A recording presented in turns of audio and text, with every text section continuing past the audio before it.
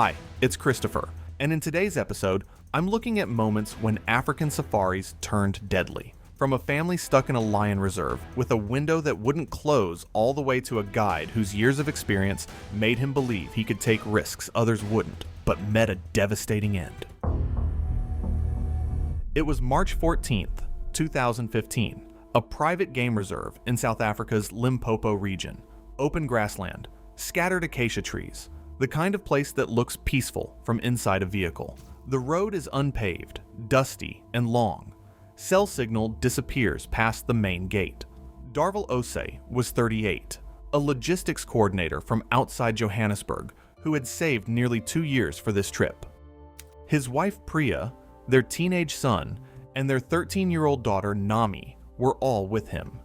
He'd booked a self-drive package, signed a liability waiver, sat through a basic orientation at the gate, and that was it. No guide, no escort, no backup, zero prior safari experience. But he was confident. That confidence is what made this trip dangerous before it even started. The reserve sits in a semi-arid bushveld zone where mid-March temperatures regularly hit 97 degrees Fahrenheit by early afternoon. Predator activity peaks in the late morning and again near dusk. The road Darvel was on cuts through the southern section, territory shared by at least 2 resident lion prides. About 40 minutes into the drive, the engine cut out. Overheated, a known issue with that specific rental unit that nobody mentioned at check-in. He tried restarting it. Nothing. Priya checked her phone. No signal. They sat in the heat waiting for something to change. No sounds, no movement, just heat and the occasional creak of the cooling engine. At some point, the family stopped talking altogether. Here's the detail that changes everything. The rear passenger window on Nami's side had a broken regulator. It wouldn't stay up on its own, and in the heat with the engine off, Darvel had lowered it about halfway to give her air, maybe 10 to 11 inches of open glass. Darvel had been meaning to raise it back up. The orientation had one rule above everything else: stay in the vehicle. Keep windows closed. It was on the laminated sheet clipped to the sun visor. He had read it. He just hadn't acted on it. 20 minutes after the engine died, shapes appeared in the grass about 60 feet out. 5 lionesses and 2 younger males. They approached without urgency. No stalking, no aggression, just slow curiosity. One climbed onto the hood. The family stayed completely still. For the next 8 minutes, the pride worked the vehicle the way they work anything unfamiliar. One lioness pressed her face flat against the driver's side glass. Another mouthed the front tire, then lost interest. A third dragged its jaw slowly along the door seams, drawn by salt from handprints, human scent baked into the exterior. The family watched without making a sound. It didn't look like predation. It looked like investigation. That distinction would not save them. One of the younger males drifted toward the rear passenger side. The window was already most of the way down. He pressed his nose along the door, then rose up on his forelimbs and pushed his head through the opening, not forcing anything, just following the gap that was already there. Nami was sitting right there. She flinched back against the seat. That movement, that sudden shift, was enough. What happened next took less than 4 seconds. The lion bit down on her left shoulder and the left side of her neck simultaneously and pulled. Priya grabbed her daughter's legs. Darvel threw himself into the back seat. Their son pressed against the opposite door, hands over his ears, not looking. The grip didn't release. Nami was pulled through to her waist before the lion repositioned its bite to her upper neck, severing the vessels on the left side. She was fully outside within seconds. Darvel found the emergency beacon clipped to the dash and activated it. The pride didn't scatter. The male moved into the grass with Nami. The others stayed around the SUV, pressing against the doors, moving along the perimeter, for another 22 minutes before drifting off. The beacon was transmitting. Help was coming.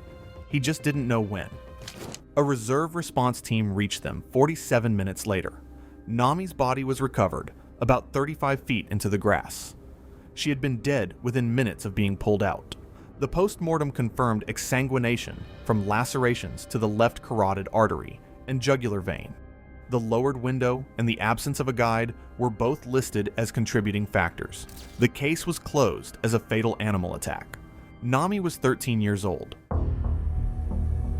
It was the late afternoon of August 6, 2013, in a private game reserve in the Limpopo province of South Africa, where the bush was dry and the grass had turned yellow from months without rain. Near the reserve's northern boundary, a small group of spotted hyenas had been feeding on a carcass since midday. Animals move differently when water is scarce. Johan van Rensburg, 44, was a South African safari guide with over 15 years of experience in the Limpopo bushveld. Widely respected among colleagues, he had guided hundreds of clients through the same terrain without incident. That familiarity had also produced a quiet confidence in his own judgment, a belief that he could read a situation accurately enough to act where others would not. I think this is one of the most dangerous places a person in the field can end up. Not ignorance, but the kind of experience that starts to feel like immunity. Understanding how animals behave from a vehicle, or with clients, or in the dozens of situations that resolved without incident is not the same as being on foot, alone, at a feeding site, with no deterrent and no backup. Johan received a report that hyenas had been active near the northern fence line with signs of a fresh kill. He decided to investigate on foot, alone.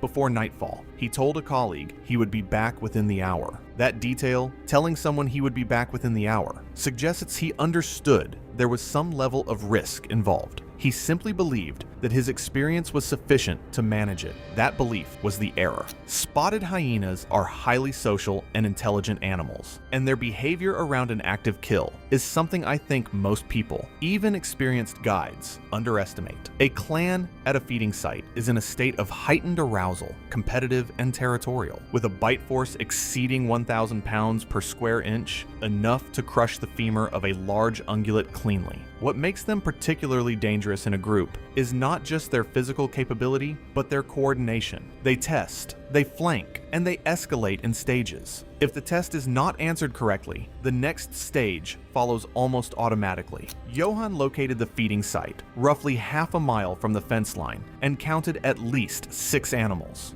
The constant whooping and giggling vocalizations went quiet the moment he arrived. That silence was a signal Johan recognized. He had heard it before from vehicles. He had never heard it while standing on foot, and from what I've studied, that distinction matters enormously. The animals were not ignoring him. They were assessing him. The nearest animal turned to face him fully, head low, shoulders raised. 2 others shifted to his sides without approaching. Johan took a slow step backward. The nearest animal took a step forward. He recognized the escalation and began backing away more deliberately. But what he misread was the animal that had circled wide through the brush and was now less than 15 feet behind him. That is the part of this story that I find most significant. Johan was reading the situation in front of him, tracking the animal facing him, monitoring the 2 that had flanked him. He was doing what an experienced guide would do, but the hyena behind him had moved through the brush without making a sound, and by the time Johan knew it was there, the distance was already gone.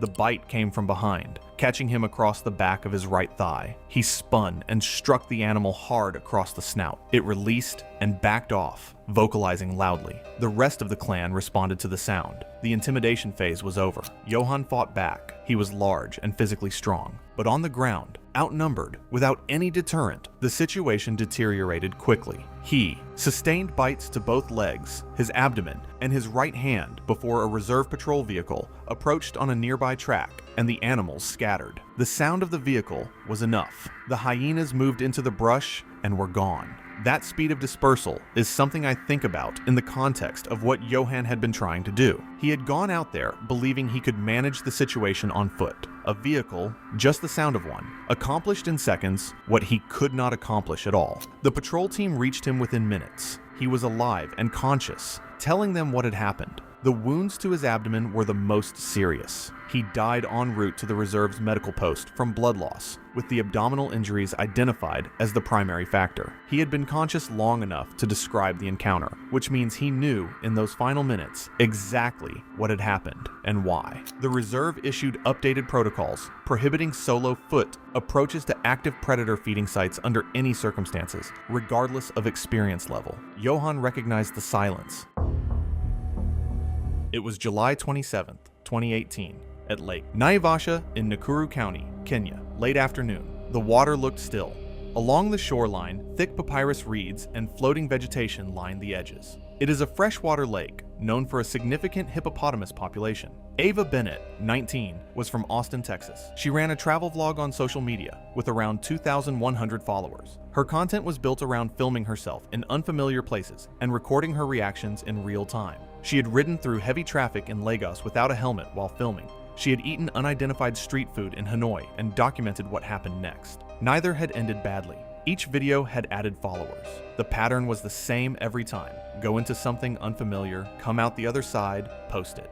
Lake Naivasha was her third stop on a self-funded East Africa trip. And look, I actually spent time going back through her content when I was researching this case. The Lagos video is genuinely compelling. She had a real eye for it, which is part of what makes this so hard to read.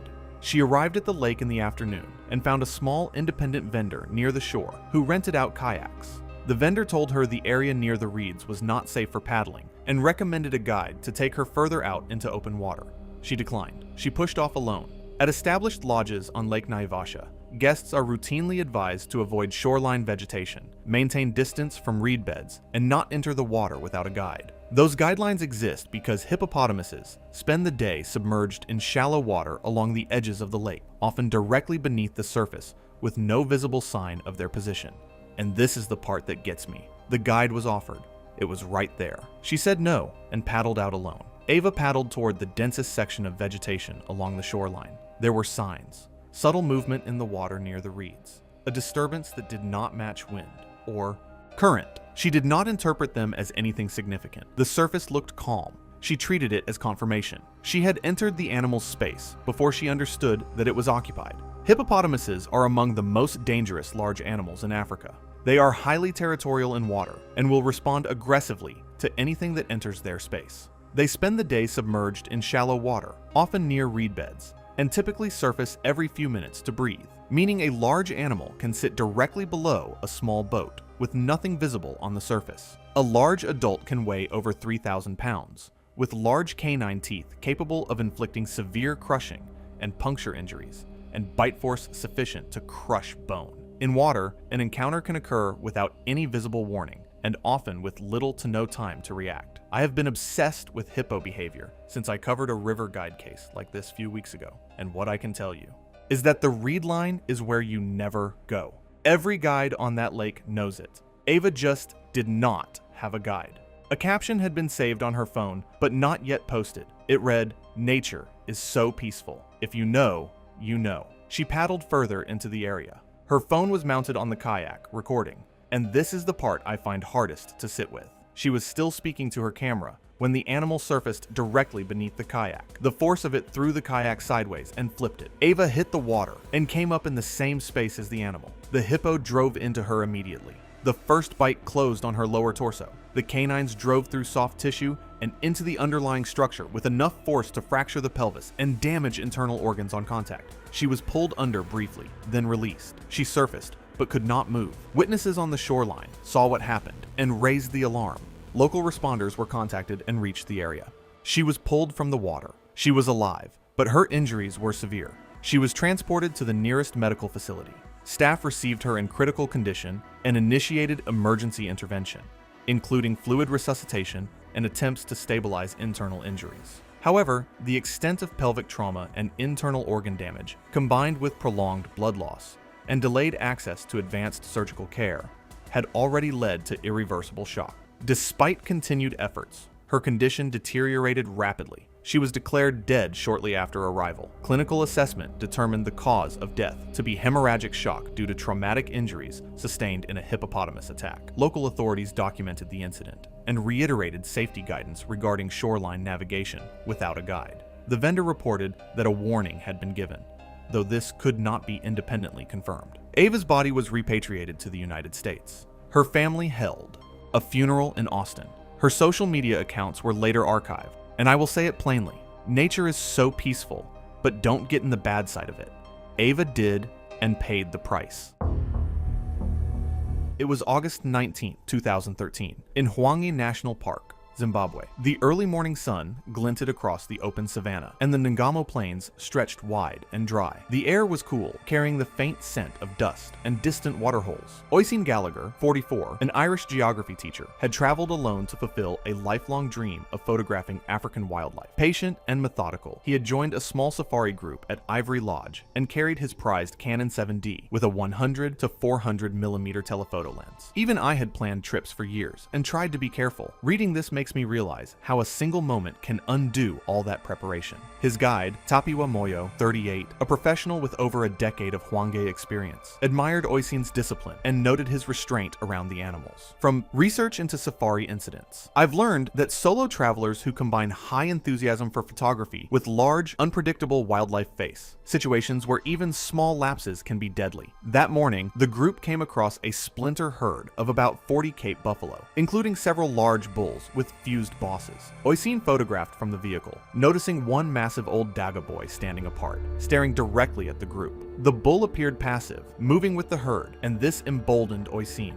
Quietly, he opened the vehicle door on the far side and stepped out, crouching to frame a lower angle shot. He took 2 steps away from the vehicle to remove the wheel from his composition. Tapiwa noticed immediately and warned him to get back inside, but Oisin raised a hand and continued shooting. I think it's common sense that stepping out of the vehicle puts you at serious risk, no matter how experienced the guide is. The bull detected Oisin and reassessed the threat. Its ears flattened, tail lifted, and head swung back. In an instant, it charged. There was no hesitation. From what I've seen, it's easy to underestimate them, but those bulls don't bluff. They can charge incredibly fast, up to 56 kilometers per hour. Oisin had roughly 4 seconds from the moment he saw the bull to impact, a terrifyingly short window. The bull charged from behind, striking his lower back and left hip with the boss, hurling him against the side of the Land Cruiser. His camera flew from his hands, shattering on impact. The attack didn't stop there. The bull's right horn drove into Oisin's abdomen, tearing through muscle and puncturing his spleen.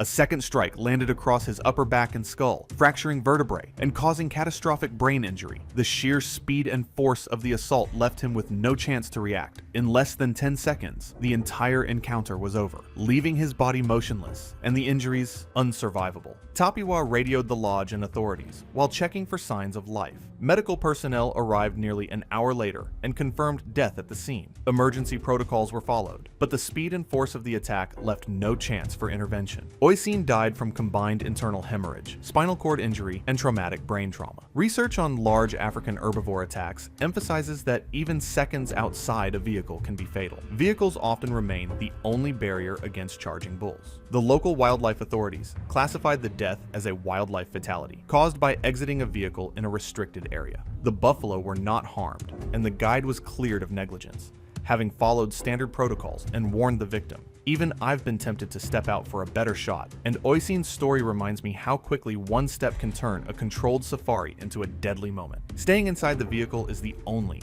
reliable barrier. Once outside, the risk falls entirely on you. Guides can warn, but they can't stop a charging bull. His careful planning, undone by a brief lapse, shows just how fast wildlife encounters can become fatal. Oisin's memory card was recovered, preserving the final photographs of his lifelong dream.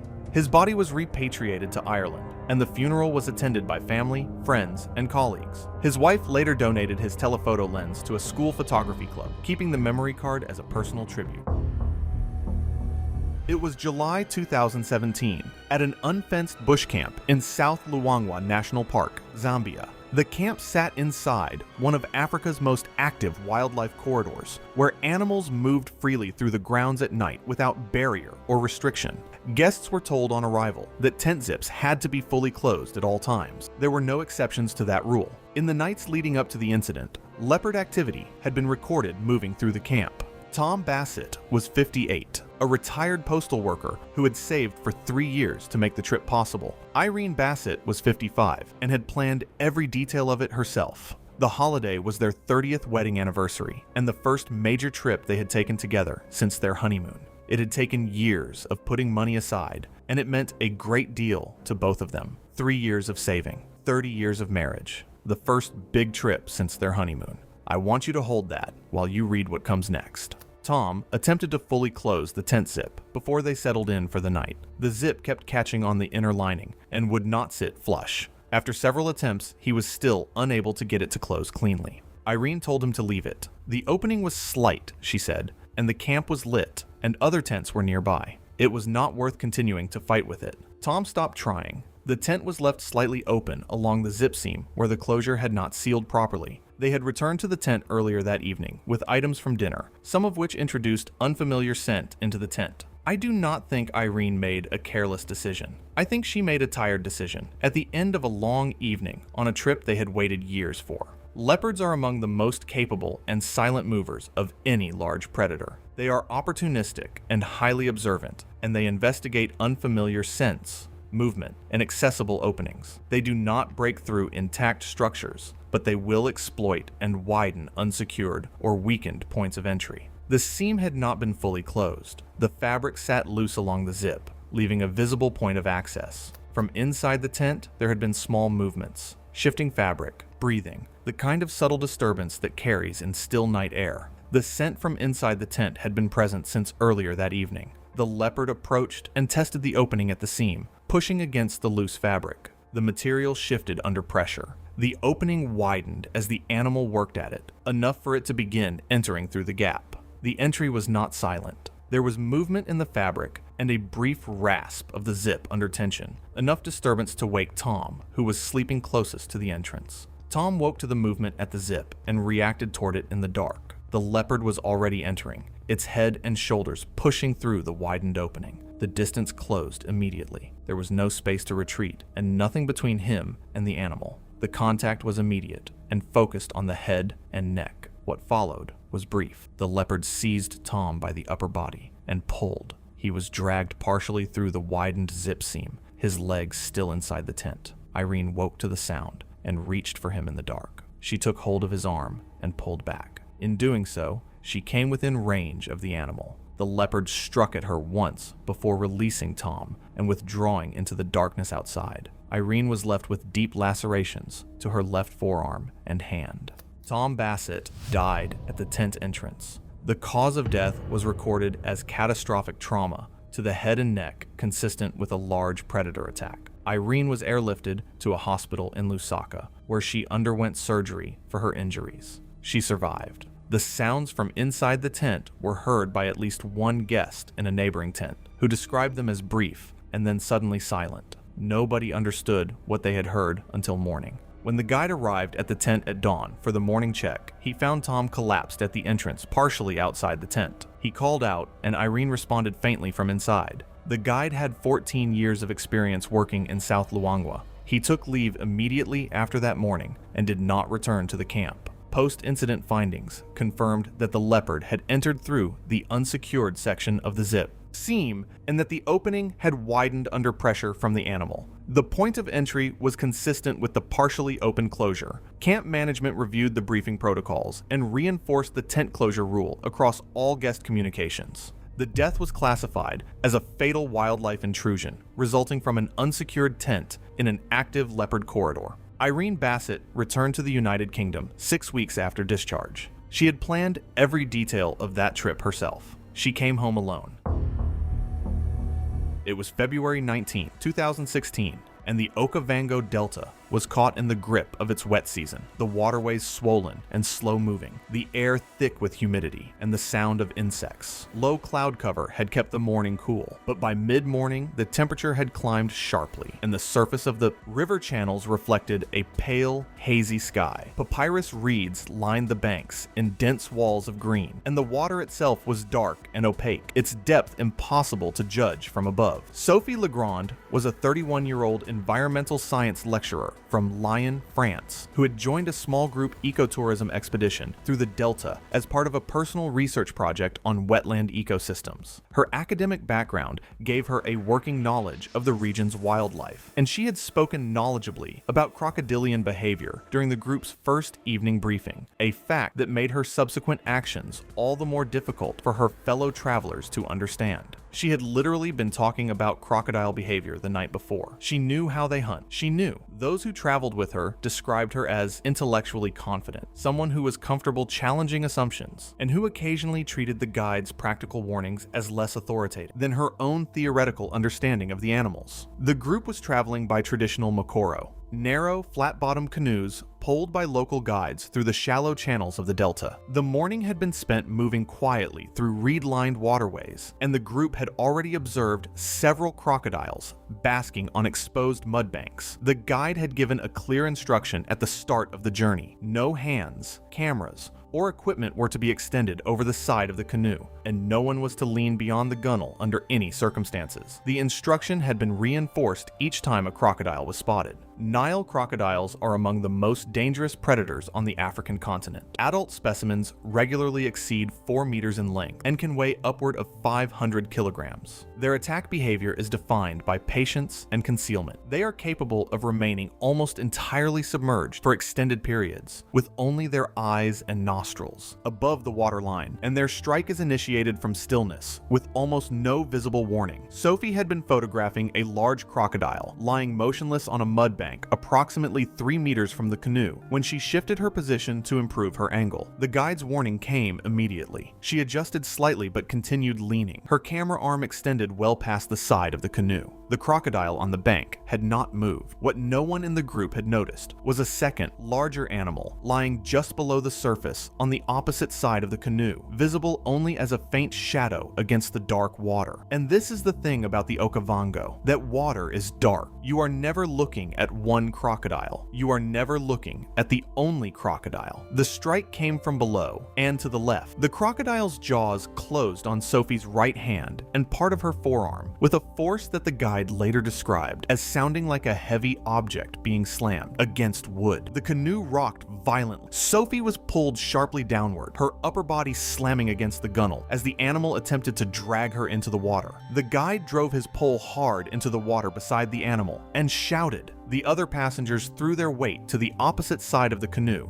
to prevent it capsizing. The crocodile released after several seconds, a duration that witnesses described as feeling far longer, and submerged immediately. Sophie was pulled back into the canoe. Her right hand had been crushed, with multiple fractures across the metacarpals and significant soft tissue damage. 2 fingers had been partially degloved. She retained her hand, but the damage to the tendons and nerves resulted in permanent partial loss of function.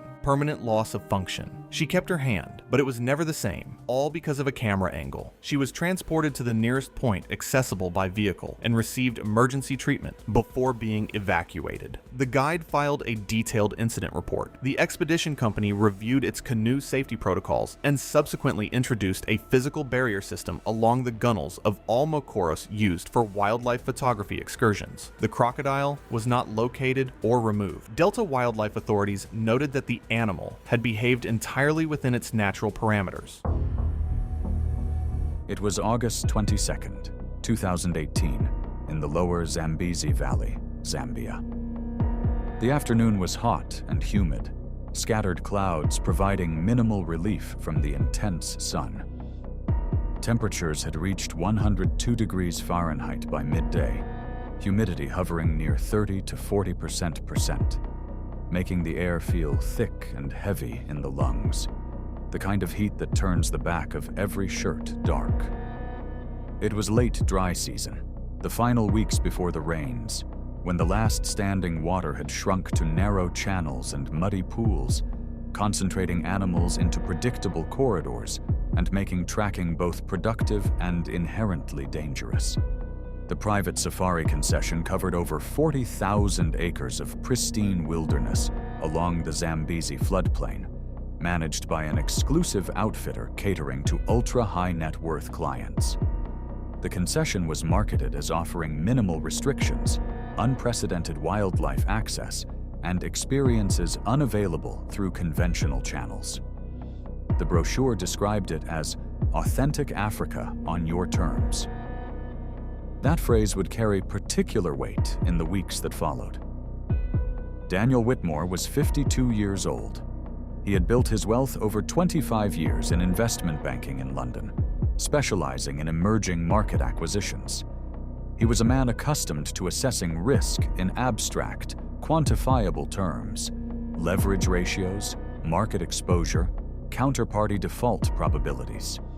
His wife Claire, 49, was an established art collector who had accompanied him on luxury expeditions across 3 continents. They had paid $150,000 for this privately guided safari, specifically requesting close wildlife encounters and walking excursions through elephant corridors that standard tours avoided entirely.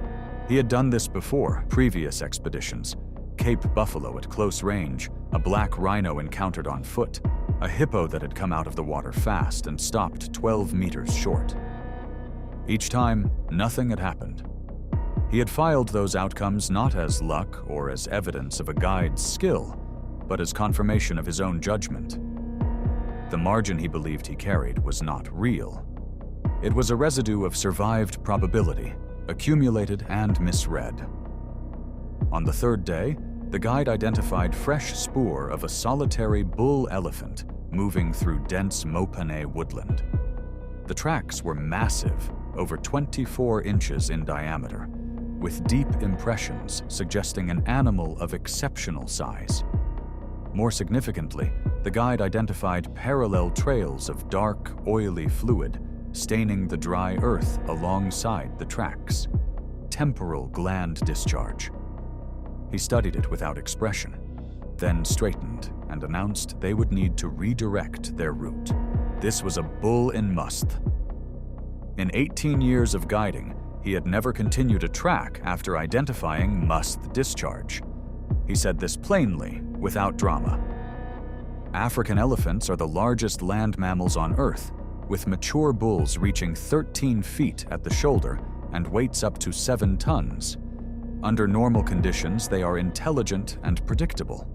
During Must, a periodic hormonal state associated with reproductive competition, testosterone levels surge 40 to 60 times baseline. The behavioral transformation is total. Animals that normally tolerate human presence at moderate distances become violently territorial and unpredictable. They will charge and destroy vehicles. They will attack other elephants. They pursue perceived threats with sustained aggression at speeds exceeding 25 miles per hour, faster than any human can run across broken bush terrain. The professional response is immediate withdrawal to a minimum of 100 meters, followed by permanent avoidance of the animal's range for the remainder of the day. Daniel listened with the patience of a man being briefed on a mildly inconvenient logistical change. Then he declined to redirect. He had paid for this specifically. The guide's warnings were reframed in Daniel's mind as excessive caution from a man whose professional liability concerns outweighed his client's genuine needs. He had been close before. Nothing had happened. That was the whole of his reasoning. They continued tracking. At approximately 4:40 p.m., moving through dense brush and scattered acacia trees, visibility broken and inconsistent, the elephant was first identified at 25 to 30 meters, inside any meaningful margin of safety for a Must bull. The animal stood nearly 12 feet tall in a small clearing. Its bulk was extraordinary up close, a wall of wrinkled gray flesh, tusks long and yellowed and deeply grooved. Both temporal glands were visibly swollen and secreting thick, dark fluid that ran in slow lines down the sides of its face. Its tail moved in slow, agitated sweeps. The guide immediately signaled for silence and began stepping backward with deliberate care. He gestured for the group to follow and mirror his movements exactly. At that moment, the wind shifted, carrying their scent straight toward the animal. A small thing, a turning of the air that lasted perhaps 3 seconds. Enough. The bull's nostrils received the full sensory package. The animal's posture changed in an instant. Its head came up, ears folded back against its skull, trunk curling upward in a rapid testing motion.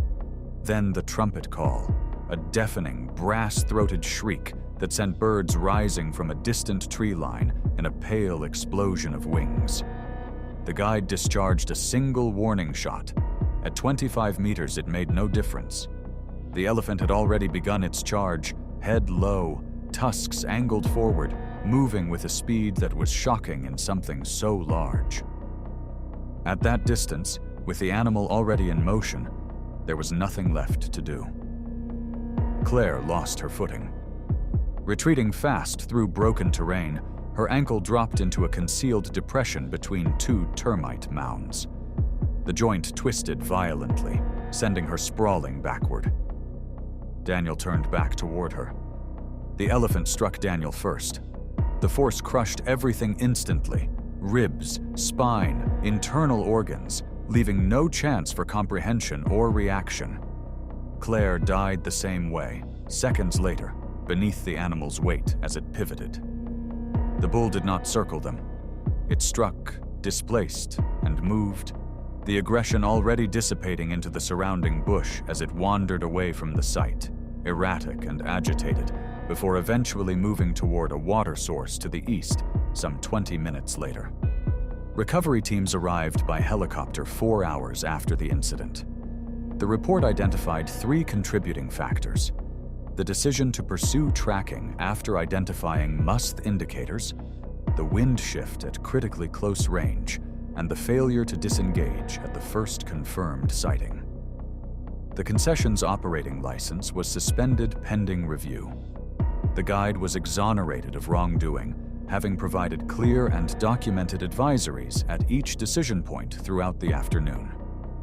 The $150,000 they had paid purchased proximity to exactly what they had been told they would find.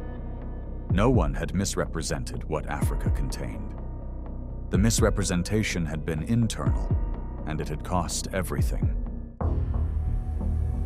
It was July 11th, 2016. The dry season had reduced the river to a slow, shallow channel, its banks wide and exposed where the water had pulled back from the wet season's high mark. The afternoon heat was still significant, the kind of dry, pressing warmth that sits over southern African river systems in the middle of the year, when the sky is cloudless and the light falls flat and direct across the water. There was no wind. The surface of the river was largely still, broken only by the slow movement of the current and the occasional disturbance from animals along the bank. The exposed, sandy banks on both sides of the channel were broad and pale in the afternoon light, and the vegetation behind them had thinned with the dry season, leaving the riverine tree line open and visible from the water.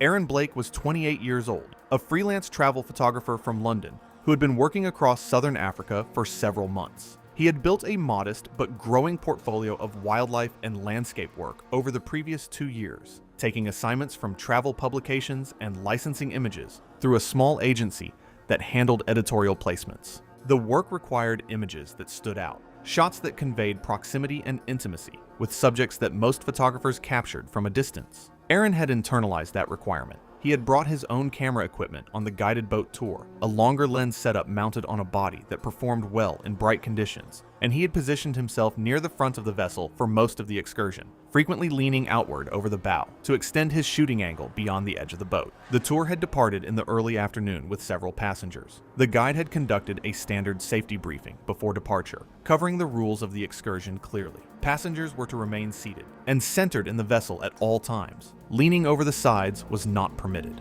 Approaching wildlife independently or altering position without instruction was not permitted.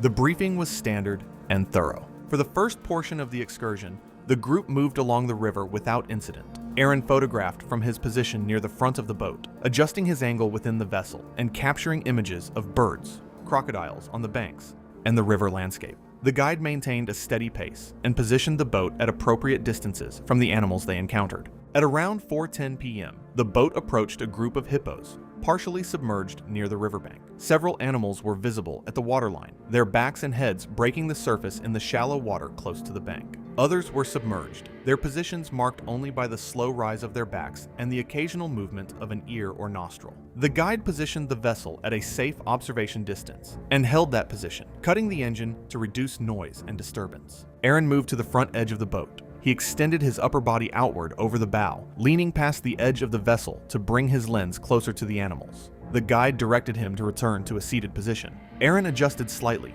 but remained at the front of the boat, his weight forward and his center of balance extended beyond the hull. I understand the instinct. He was chasing the shot of a lifetime, but I think part of him stopped hearing the risk the moment he looked through that lens. One of the hippos performed a yawn display. The animal opened its jaws wide, holding the posture for several seconds, the full extent of its canine teeth visible above the waterline. This behavior is among the most well-documented warning signals in hippopotamus territorial communication. It is not a passive or ambiguous gesture. It is a direct indicator of agitation, a signal that the animal has registered the presence of the perceived threat and is communicating its readiness to escalate. In field research and guide training across southern African river systems, the yawn display is treated as an immediate cue to increase distance. The animal that displays in this way has already moved past passive tolerance. The guide identified the display immediately and directed the group to hold position. He did not advance the boat. He assessed the animal's behavior and prepared to move the vessel back from its current position. Seconds after the display concluded, the hippo surged forward through the water. The charge covered the distance between the animal's position and the front of the boat rapidly. The hippo came in from the side, its jaws driving into the hull near the bow with enough force to send a violent shock through the length of the vessel. The strike was not a clean, direct impact. It was the kind of sideways, wrenching contact that a large animal makes when it is biting and pushing at once, the hull flexing under a force it was not designed to absorb. Common hippopotamuses are among Africa's most dangerous large animals, responsible for a significant number of human fatalities each year across the continent's river systems. Adult males weigh between 3,000 and 4,000 pounds. Their territorial aggression in water is not predatory in the conventional sense. They do not attack to feed. They attack to remove a perceived threat from their territory, and they sustain that aggression for as long as the threat, or the disturbance the threat generates, remains present. The hippo resurfaced in the same area almost immediately after Aaron entered the water. The water around the point of impact churned violently as the animal continued to react to the disturbance at the surface. The boat's position relative to the animal and the continued agitation in the water made any approach to retrieve Aaron from the vessel impossible without placing the boat and its remaining passengers in direct proximity to the animal. The encounter lasted less than a minute from the moment Aaron entered the water. Less than a minute. I don't think that ever gets easier to read. The investigation that followed examined the sequence of events in detail. Aaron had repositioned himself to the front edge of the vessel against the guide's explicit instructions during the briefing, and against the guide's direction during the approach to the pod. He had extended his body outside the boat's center of balance, placing himself in a position where any sudden movement of the vessel would compromise his footing. He had remained in that position after a clear and unambiguous warning display from the animal, a display that the guide had identified in real time and that represented a well-understood escalation signal. The time between the yawn display and the charge had been a matter of seconds, insufficient for any corrective action once the animal had committed. No criminal negligence was found against the operator or the guide. The investigation concluded that the guide had conducted the briefing appropriately, had identified the warning display correctly, and had not advanced the vessel into the pod. The finding was accidental death. The operator subsequently revised its passenger positioning protocols for close-range wildlife observation, implementing physical barriers at the bow of its vessels to prevent passengers from extending beyond the hull's edge during wildlife approaches. It was September 9th, 2016, when the first hints of autumn colored the forests of Glacier National Park, Montana. The air was crisp, and the mountains stood tall against a sky streaked with early morning clouds. The park's dense stands of pine and aspen were alive with the sounds of birds and the distant rush of glacial streams. Victoria Langford, 28, had arrived the previous day, eager to spend a weekend alone in the backcountry. She was a marketing manager for an outdoor gear company, experienced in hiking and camping, and had come to Glacier to create promotional content for her company's new line of bear spray. Victoria's confidence in the outdoors was well known among her friends and colleagues. She had completed several solo hikes in the past and often posted about her adventures on social media. Her company encouraged her to document her trips, hoping her photos and videos would inspire others to explore the wild. Victoria planned to hike a remote trail along a salmon-rich stream, film herself using the new bear spray, and capture the park's rugged beauty for her followers. She packed light, carrying her camera, a tripod, and the bear spray, though she kept it in her backpack rather than on her belt where it would be easily accessible. The park was in the midst of the annual salmon run, a time when grizzly bears descended from the high country to feed along the streams. Rangers had posted warnings at trailheads, reminding hikers to make noise, travel in groups, and keep bear spray accessible at all times. Victoria, hiking alone, was aware of the risks but trusted her experience and the reliability of her gear. She moved quietly through the forest, pausing often to set up her camera and record the landscape. Her social media posts from previous trips showed a pattern of getting closer to wildlife than most experts would recommend, always in pursuit of that perfect shot. Grizzly bears are among North America's most powerful predators. Adult females can weigh up to 400 pounds, while males can exceed 600. Their muscular bodies, long claws, and keen sense of smell make them formidable hunters and scavengers. During the salmon run, grizzlies become especially active and territorial, often defending feeding sites from other bears and any perceived threats. A grizzly's charge can reach speeds of 30 miles per hour, and their bite force is strong enough to crush bone. Most attacks occur when a bear is surprised at close range or feels its cubs or food source are threatened. Mother bears with cubs are particularly dangerous, as their protective instincts override any natural wariness of humans. On the morning of September 9th, Victoria followed a narrow trail along a stream thick with spawning salmon. The air was filled with the scent of wet earth and fish, and the sound of rushing water masked her footsteps. She paused to film a segment for her company, then continued deeper into the woods, her camera in hand. Around a bend, she spotted a female grizzly with 2 yearling cubs, all focused on the salmon in the water. Victoria stopped, quietly setting up her tripod to capture the scene. The bear, intent on fishing, was only about 30 feet away. Victoria, hoping for a dramatic shot that would showcase both the wildlife and her company's products, moved a few steps closer, camera raised. The grizzly's head lifted, nostrils flaring as she caught Victoria's scent. The bear's posture changed instantly, ears back, head low, and a deep huff breaking the quiet. The cubs scrambled up the bank behind their mother, sensing danger. Without warning, the grizzly charged. In less than 2 seconds, the 400-pound bear closed the distance, her powerful legs propelling her across the uneven ground with terrifying speed. Victoria had no time to reach for her bear spray buried deep in her backpack. The bear struck with her front paws, knocking Victoria to the ground with tremendous force. The impact fractured Victoria's ribs and collarbone, and the collision sent her camera skidding into the brush. The grizzly's claws, each nearly 4 inches long, raked across Victoria's torso, tearing through her jacket and into the muscle beneath. The bear bit down on Victoria's shoulder and upper chest, her massive jaws crushing bone and severing arteries. Blood pooled rapidly on the forest floor as the bear shook her victim. The grizzly continued the attack for nearly a minute, delivering several more blows and bites before retreating to her cubs, who watched from the safety of the trees. Victoria's injuries were catastrophic. The initial impact had broken multiple ribs and her collarbone, while the bear's claws and teeth caused deep lacerations and puncture wounds throughout her upper body. The bite to her chest severed the subclavian artery, leading to rapid and fatal blood loss. The massive trauma sent her body into shock, and within minutes, Victoria lost consciousness and died at the scene. Rangers responding to an emergency call from another hiker found Victoria's body later that morning. The area was immediately closed off, and wildlife officials began a thorough investigation, reviewing trail safety protocols and bear management procedures. The grizzly and her cubs were not relocated or destroyed, as the attack was determined to be defensive behavior, triggered by a perceived threat to the cubs and food source.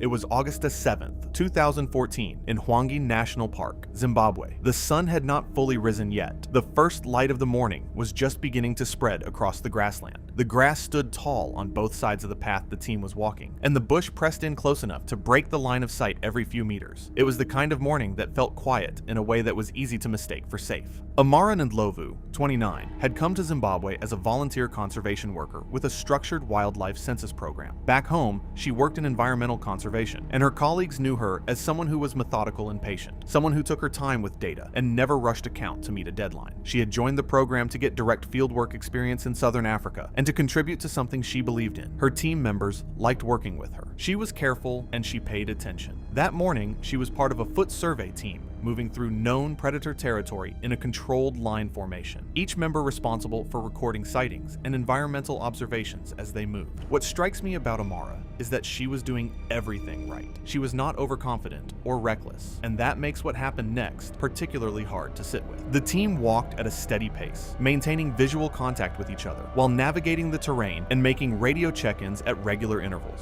The work required attention in several directions at once: navigation, observation, communication, recording, in open ground that was manageable. In tall grass and broken terrain, it meant that focus shifted constantly between tasks, and the space between team members could change without anyone noticing immediately. Amara slowed to log an observation on her tablet. It was a routine action, the kind she had done dozens of times on the survey. She stopped moving for a moment, eyes on the screen, fingers entering data. The team ahead of her kept moving at the same pace. The grass between them was tall enough that the gap did not register as unusual from the front of the line. From where she was standing, the others were not fully visible either. The distance grew to roughly 100 feet, in open ground that would have been manageable. In that grass, it meant she was effectively alone. I think about this moment a lot. One routine pause, that was all. And in predator territory, a gap of 100 feet in tall grass is not a gap at all. It is a complete separation. She did not know what was moving through the grass beside her. A pride of lions had been working laterally through the same area, crossing the line between Amara and the rest of the team. Lions in tall grass are not visible until they choose to be. They move low and without sound, and the grass hides them completely at close range. The separation had placed Amara directly in their path. Alone, stationary, partially obscured from the group, she presented exactly the kind of vulnerability a predator reads and responds to without hesitation. A single lioness broke from the group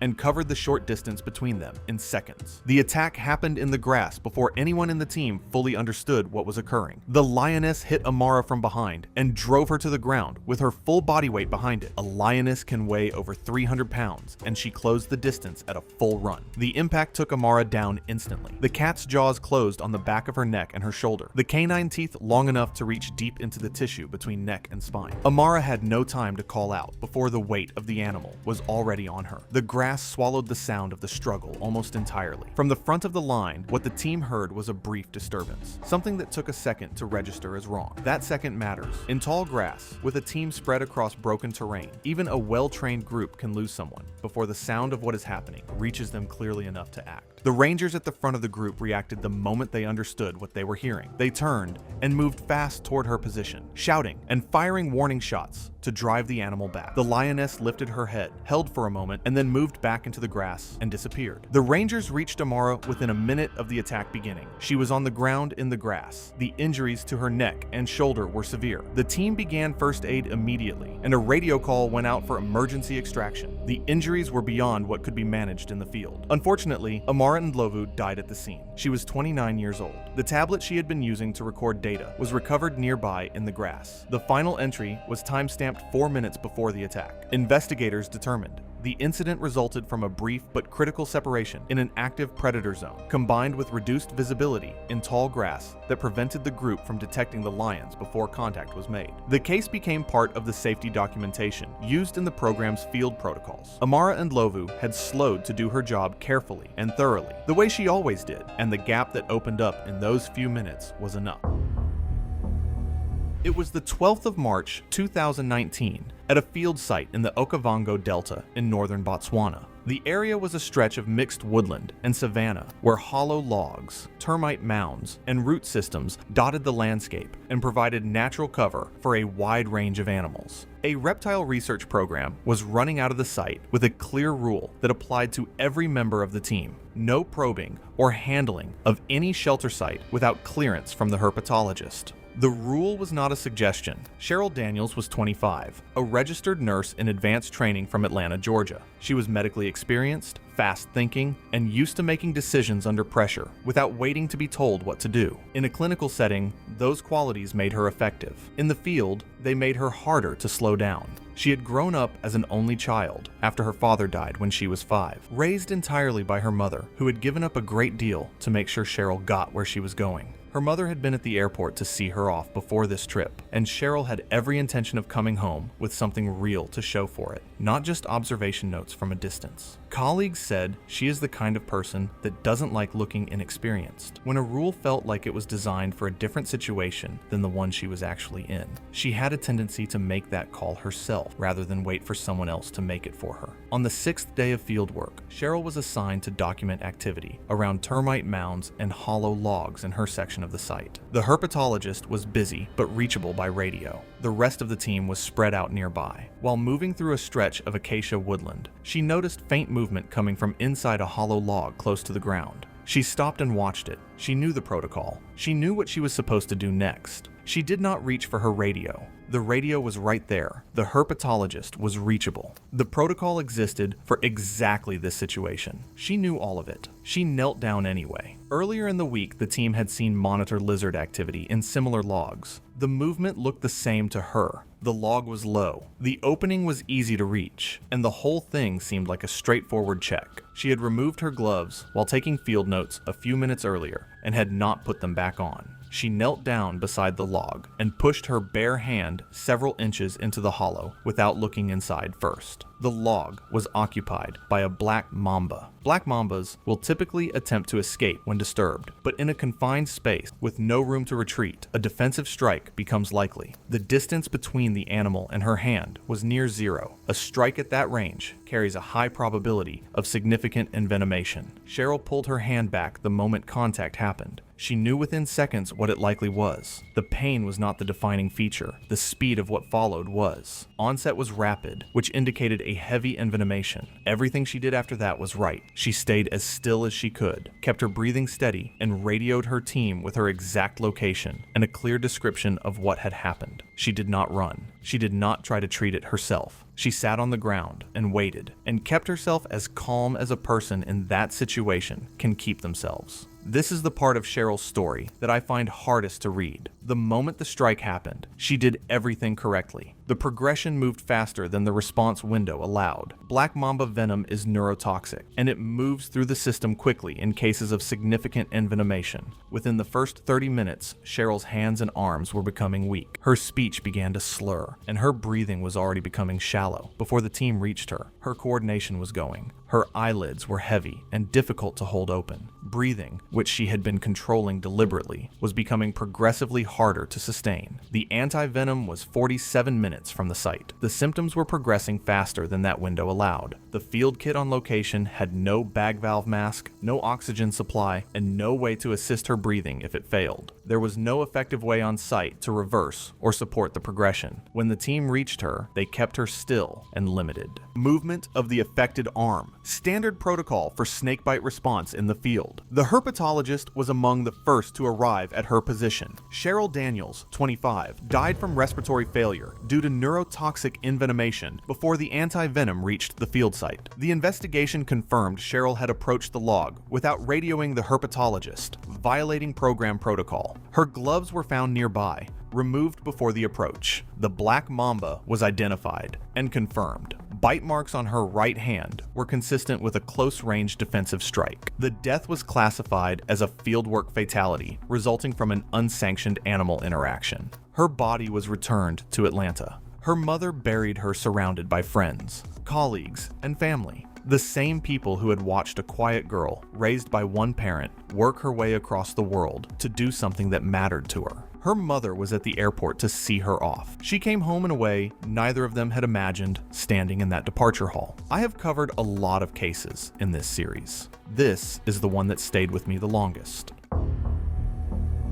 It was March 23rd, 2018, and the Bushveld of the Lowveld was dry and sharp-smelling, the kind of late summer morning when the grass had gone to seed and the dust rose in small clouds from the vehicle tracks. The sky was wide and pale at the horizon, deepening to a hard blue overhead, and the heat was already building by 9 in the morning. Impala moved in loose groups through the Mopane scrub, and somewhere in the middle distance, a pair of ground hornbills worked their way slowly across an open clearing. Emily Carter was a 39-year-old secondary school biology teacher from Nottingham, England, who had saved for 3 years to fund a solo trip through southern Africa. She had a genuine and well-documented interest in wildlife. Her classroom, by the accounts of former students, was decorated with field guides and animal photographs, and she ran an after-school conservation club that had been recognized dismissed by the local authority. Those who encountered her at the lodge described her as warm and enthusiastic, someone who asked the guides detailed questions about animal behavior and ecology each evening. What they also noted was a tendency to treat her academic familiarity with animals as a form of practical experience, to conflate knowing about wildlife with knowing how to behave around it. The game drive had been running for just over 2 hours when the vehicle came upon a herd of African buffalo, numbering close to 40 individuals, spread across a wide clearing on both sides of the track. The guide had stopped the vehicle at a respectful distance and cut the engine. The herd was calm, grazing steadily, several animals close enough to the vehicle that their breathing was audible. Emily had been photographing from the window when she reached into her bag and produced a piece of fruit she had taken from the breakfast table that morning. The guide's instruction to put it away was immediate. Emily asked whether it would be safe to offer it from the window. The guide repeated the instruction. She held the fruit out of the window anyway. 3 years of savings for this trip, a conservation club back home. She genuinely loved wildlife and still held the fruit out of the window after being told twice not to. African buffalo are widely regarded as one of the most dangerous animals on the continent, responsible for a significant number of human fatalities each year. They are not domesticated, not habituated to hand feeding, and not predictable in their responses to human behavior. A herd of buffalo operates as a collective defensive unit. Any disturbance to one animal can trigger a coordinated response from the group. Adult. Bulls weigh between 500 and 900 kilograms and can charge at speeds exceeding 55 kilometers per hour. The nearest animal, a large bull standing approximately 4 meters from the vehicle, raised its head when the fruit appeared. Its nostrils flared. It took a slow step toward the window. Emily, encouraged by this, shifted forward in her seat and extended her arm further to close the distance. The movement was enough. The bull threw its head back sharp, a jolt of agitation that rippled immediately through the nearest animals. She thought she was being welcoming. The bull read it as a threat. That gap between what you intend and what the animal perceives is where these incidents live. The guide started the engine. The sound added to the disturbance, and within seconds the nearest bull had accelerated into a full charge, striking the vehicle door on Emily's side with its boss. The window shattered. The impact rocked the vehicle sideways. The vehicle took the hit that was meant for her. She walked away. A lot of people in these stories didn't get that lucky. The guide accelerated hard, pulling away from the herd as several more animals moved in the same direction. Emily had been thrown against the interior of the vehicle by the impact and had sustained a cut above her eyebrow from the shattered window, along with bruising to her shoulder and arm. She was shaken but not seriously injured. The vehicle had sustained significant damage to the door panel and window frame. The guide drove clear of the herd before stopping to assess the situation. A full incident report was filed with park management. The safari operator arranged for Emily to be seen by a medical professional and provided a replacement vehicle for the remainder of the group's drive. Park authorities issued a formal notice to all operators in the area following the incident, flagging the location and the herd's behavior. Emily gave a statement acknowledging that she had produced food against the guide's explicit instruction.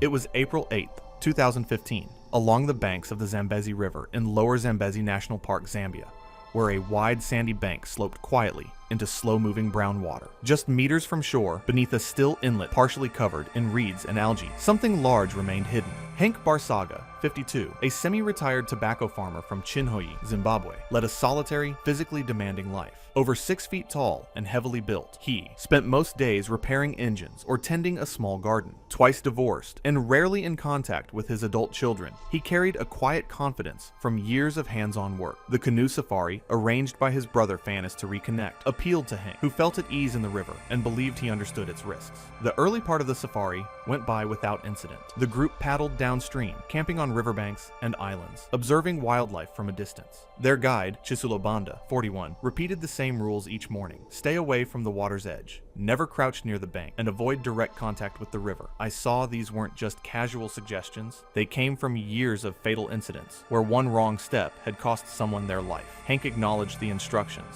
but showed little concern, noting that crocodiles were slow and almost indifferent. The lunch stop appeared safe at first glance. The bank was open, slightly elevated, and offered clear visibility. No tracks or disturbances suggested recent animal activity, yet a narrow inlet branched inward, the water darker and still, partially obscured by reeds and algae. Field studies consistently identify these quiet inlets as high-risk zones.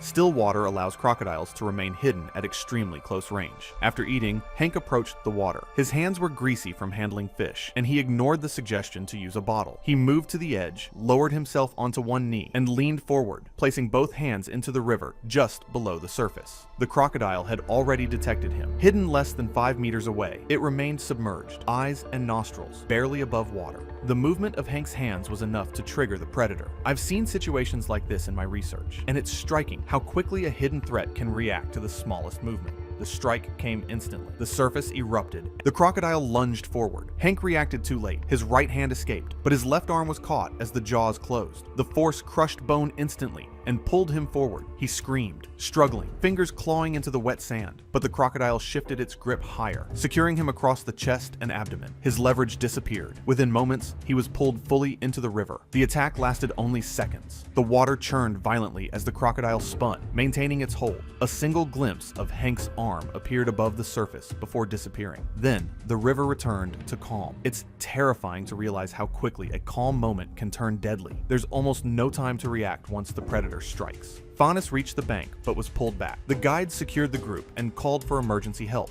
knowing that attempting to enter the water would only risk more lives. By the time a response team arrived over an hour later, the river yielded no sign of him. Hank's remains were recovered the next morning downstream, lodged beneath submerged roots, and confirmed through dental records and a tattoo. The incident was classified as a wildlife-related fatality. The crocodile was not pursued. The area was reassessed, and operators were instructed to avoid riverbanks near inlets or dense vegetation. This outcome highlights the razor-thin margin for safety in such environments. Even small actions, kneeling at the edge, placing hands in the water, ignoring a guide's instruction, can eliminate that margin entirely. From what I've seen, staying back from the water and following the guide's instructions is the only way to feel truly safe. Once a crocodile is underwater, there's almost no way to spot it before it strikes. Hank's body was returned to Zimbabwe. There was no widespread media coverage and no extended investigation beyond standard procedures. What remains is the stark reminder that ordinary, seemingly minor choices can align in seconds to create a fatal outcome, even for someone familiar with the environment. It was the evening of October 3rd, 2016, in a private conservancy bordering the Masai Mara in Kenya, where the sky had turned deep orange and the savanna grass caught the last light of the day. As the sun dropped toward the horizon, the bush shifted. Animals that had rested through the afternoon heat began to move. The conservancy was the kind of place that looked, from a distance, like a postcard. Golden light, open plains, the silhouette of acacia trees against a fading sky. Madison Blake, 22, was an American Instagram model from Scottsdale, Arizona. Her account had grown steadily on the back of luxury travel content, carefully staged photographs in remote locations that made the wild look effortless and safe. She had roughly 31,000 followers and was building toward brand partnerships. Her content relied on proximity, not just beautiful landscapes, but herself inside them, close enough to make the image feel real. She had no formal wildlife training and had never been on a safari before this trip. Everything she knew about African wildlife came from what she had seen online.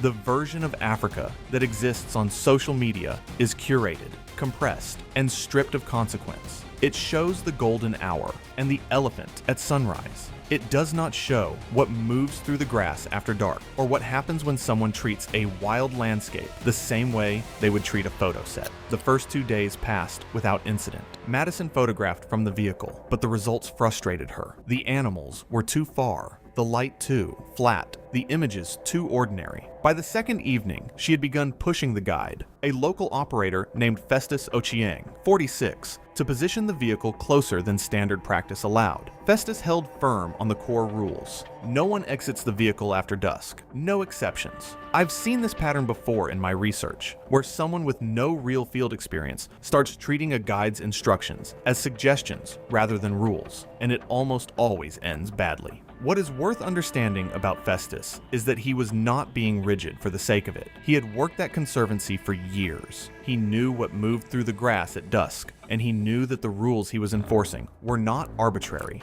They were written in the outcomes of situations exactly like this one. On the evening of October 3rd, the group stopped at an elevated ridge to watch the sunset. Madison wanted to frame herself against the horizon, standing outside the vehicle with the planes behind her. Festus refused. She waited until his attention shifted to another guest, then quietly stepped out, moving roughly 65 to 100 feet from the vehicle to find her angle. That distance sounds small, on open ground, at dusk, separated from the vehicle by a stretch of grass that anything could be moving through. It is not small at all. What she did not know was that a clan of spotted hyenas had been active in the area since late afternoon. A fresh kill had been reported near a watering hole less than a mile from the ridge earlier that day. Spotted hyenas are not the passive scavengers most people picture. They are highly efficient hunters, capable of sustaining speeds near 37 miles per hour over distance, with a bite force exceeding 1,000 pounds per square inch, strong enough to crush bone entirely. They are most active at dusk and dawn, and they are acutely sensitive to isolated movement on open ground. What I find particularly important to understand about hyenas is that a healthy, upright adult human near a vehicle is not a target they typically pursue, but a lone figure at distance, separated from any large object, moving unpredictably in fading light, is a completely different calculation for them. The vehicle matters. The group matters. The moment Madison stepped away from both, she changed what she looked like to everything watching from the grass. Madison was focused on her phone, adjusting her position against the fading light. She did not immediately notice the first animal emerge from the grass, roughly 80 feet to her left. It stopped and watched. Then a second appeared, further to her right, also stationary. Their low whooping calls carried across the ridge. Festus heard them from the vehicle and immediately looked toward Madison. He called out. She did not hear him or did not register the urgency in his voice. She saw the animals and froze. Then she turned and ran. This is the part that I think about every time I look at this case. Spotted. Hyenas have a well-documented chase response. A fleeing target triggers pursuit instinct in a way that a stationary one simply does not. Running was the worst possible reaction, and it sealed the outcome almost instantly. The nearest animal closed the distance within seconds, bit into her left calf, and pulled her down. It released and backed off briefly, still testing, but she was no longer upright, and that changed the dynamic entirely. A standing human registers differently than a human on the ground. Once she was down, the calculation shifted again. Festus was already driving toward her, horn blaring. The second animal moved in from the right. By the time the vehicle reached her position, Madison had sustained bites to her lower legs and one hand. Festus fired a warning shot, and the animals retreated into the grass. He got her into the vehicle and drove toward the Conservancy's airstrip. Madison remained conscious for the first several minutes, then went quiet from blood, loss, and shock. The wounds to her lower legs were severe. The femoral region of her left leg had been compromised, and bleeding could not be controlled in the field. She lost consciousness before the airstrip was reached. A medical team was waiting, but could not stabilize her. She was pronounced dead approximately 40 minutes after the attack. The incident was classified as a wildlife fatality. Festus was cleared of negligence. The hyenas were not destroyed. The Conservancy issued updated safety guidelines reinforcing the prohibition on exiting vehicles after 5 p.m. Madison's body was returned to Arizona. Her social media accounts remained active for several weeks before her family quietly archived them. The final post, uploaded the morning of October 3rd, showed the Kenyan plains at sunrise with a caption about chasing Golden Hour. She had been chasing it that evening too. She just did not understand what else was out there, chasing alongside her. The hyenas did not pursue her because she was there. They pursued her because she ran. That distinction is the part that is hardest to sit with. It was October 14th, 2019, in the Okavango Delta, Botswana. The night was clear and still, the air carrying the particular quality it achieves in the Delta during the dry season, cool and sharp, smelling of water and grass. The moon was in its first quarter, barely present, so the darkness between the vehicle's spotlight beams was absolute, not urban dark, not suburban dark, but the complete lightlessness of a wilderness that has never had a street lamp. The private concession occupied over 15,000 acres of pristine Okavango habitat. Night drives were among its signature offerings, conducted in specialized land cruisers with elevated open-air seating and powerful directional spotlights. Julian Cross was 47 years old. He had built his wealth through mining operations across Australia, with annual revenues exceeding $300 million. He had arrived specifically for targeted photographic pursuit of African predators under low-light conditions. A mirrorless body with a full-frame sensor optimized for high ISO performance, a fast 85mm prime, a stabilized 200mm telephoto. He had spent the previous 3 evenings disappointed, finding leopards too distant and lions too obscured for the dramatic frames he was chasing. On the 4th night, a pride was located feeding on a wildebeest carcass approximately 40 to 50 meters from the vehicle track.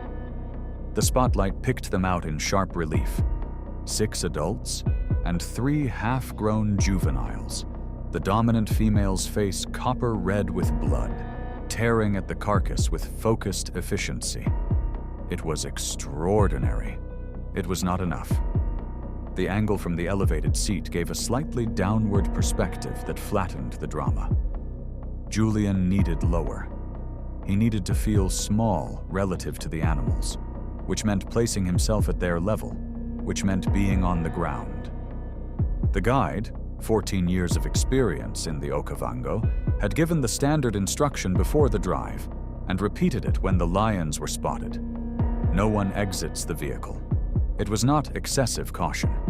It was the product of incident data, professional training, and the knowledge that of all dangerous situations she had encountered, those that turned fatal fastest combined darkness, feeding predators, and human figures outside a vehicle, Julian exited without announcement, stepping off the running board and crouching beside the front wheel arch. He had the camera up before he had finished settling. The guide's order to return was waved off with his left hand. What he did not have from his position was any awareness of what existed beyond the spotlight's edge. The beam illuminated perhaps 15% of the surrounding area. The remaining 85% was ink. Julian was looking at the lit section. He was not looking anywhere else. A 7th lion, a mature female not part of the main feeding group, had been moving in a wide arc around the vehicle for approximately 4 minutes before Julian exited. She had detected the vehicle's arrival before the spotlight had found the pride. She had been circling it at the edge of the light, reading it, deciding. When Julian stepped off the vehicle and his profile separated from the truck, when he became a distinct, separate, human-sized shape standing on the ground rather than an indistinguishable part of the vehicle's bulk, the calculation changed. She was less than 3 meters away when Julian registered her presence. He had perhaps half a second. She closed the remaining distance in a heartbeat, faster than Julian could react. The strike came from behind, claws into the back and shoulders, 350 pounds at full sprint, driving him face first into the ground. Her jaws crushed the upper neck vertebrae and severed key arteries, causing immediate incapacitation. Julian went limp within 3 to 5 seconds. What remained was the guide's spotlight cutting back and forth across the darkness, the sounds of the feeding pride continuing 40 meters away, and the lioness already moving. She pulled him toward the dry channel at the edge of the light, the terrain working in her favor, the slight depression and low scrub concealing both the direction and the effort. His body was found at dawn, 80 meters from the vehicle, partially concealed beneath bushes at the edge of the channel. His camera remained in the grass 15 feet from where he had been struck, lying face up, lens cap still on, the sensor intact, the last frames on the card showing the lit pride in sharp focus against the dark. Beautiful photographs. The incident was attributed to unauthorized exit from the vehicle, impaired situational awareness under limited light conditions, and the presence of a predator operating outside the illuminated zone, outside the subject's awareness entirely at the moment she made her decision.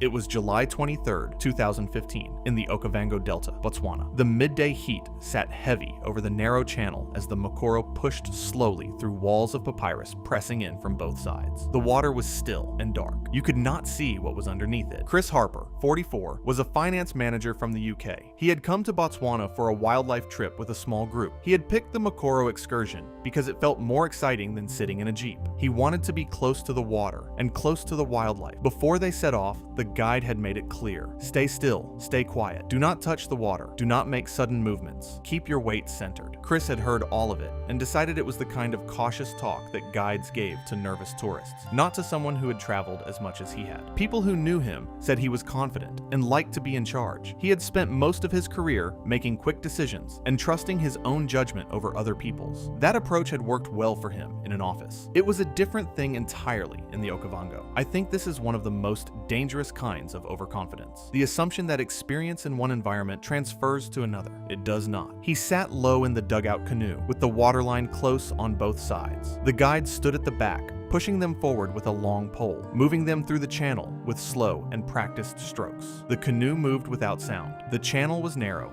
and the papyrus walls were tight on either side, close enough to touch from the rim of the boat. The guide moved them through, slowly and carefully, because he knew what kind of water this was. He had grown up near it. He had been pulling tourists through these channels for years.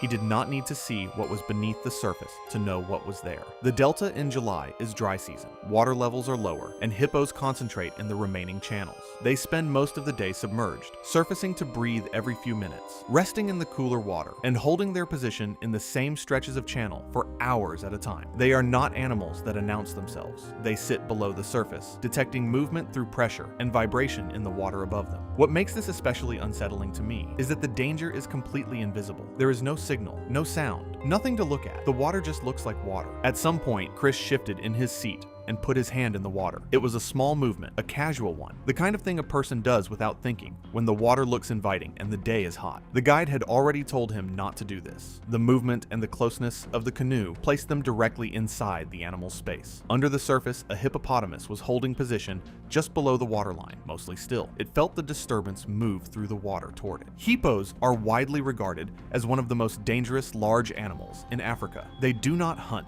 they react. When something enters their space, they respond immediately. At close range, there's often no clear warning and no time to react. A hippo sitting just below the surface in a narrow channel is not visible until it is already moving. In a channel this tight, there is nowhere for a small boat to go when that happens. I keep coming back to how avoidable this was. One instruction. That was all that was required. It wasn't long. He got the consequences of his actions. A faint shift moved along the surface near the papyrus edge, small enough to miss if you were not looking for it. Then, the animal surged upward from beneath the canoe, lifting and rolling it aside. The Mokoro flipped and partially split. Both men went into the water. The channel was shallow enough to stand in, but at that distance, it made no difference. Chris came up at the surface, directly beside the animal. The hippo was already turning toward him. The jaws opened wide enough to take a person whole at the midsection, and came down on Chris before he could push away. The bite closed around his torso with a force that crushed through bone and tissue in a single movement. The hippo shook him once and drove him under. The shallow bottom gave no depth to escape into. The animal held him briefly and then released, submerging again and moving away through the channel. Chris did not come back up. What the bite had done to his midsection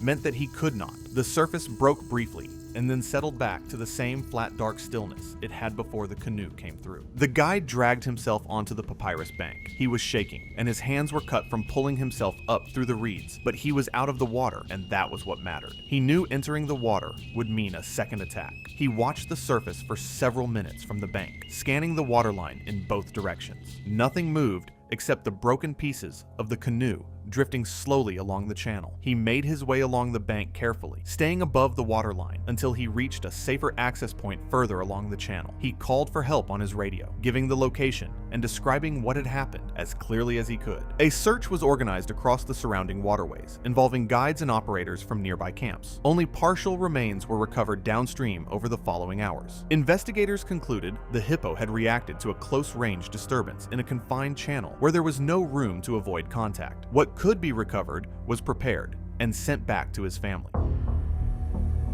It was March 15th, 2014, when the golden African sun cast long shadows across Kruger National Park in South Africa.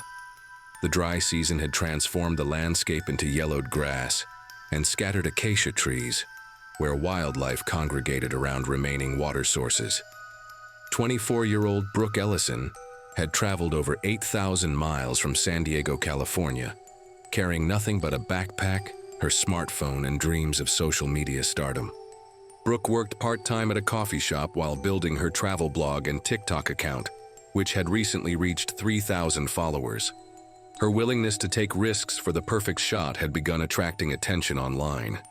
She had saved for months to afford this 5-day photography safari, seeing it as her chance to create viral content. The tour group consisted of 8 tourists, all eager to capture Africa's Big Five. Their experienced guide, Marcus, had repeatedly warned the group about maintaining safe distances from wildlife. He emphasized that lions could become extremely dangerous when protecting cubs. Brooke listened with half attention, more focused on planning her next post than absorbing safety instructions.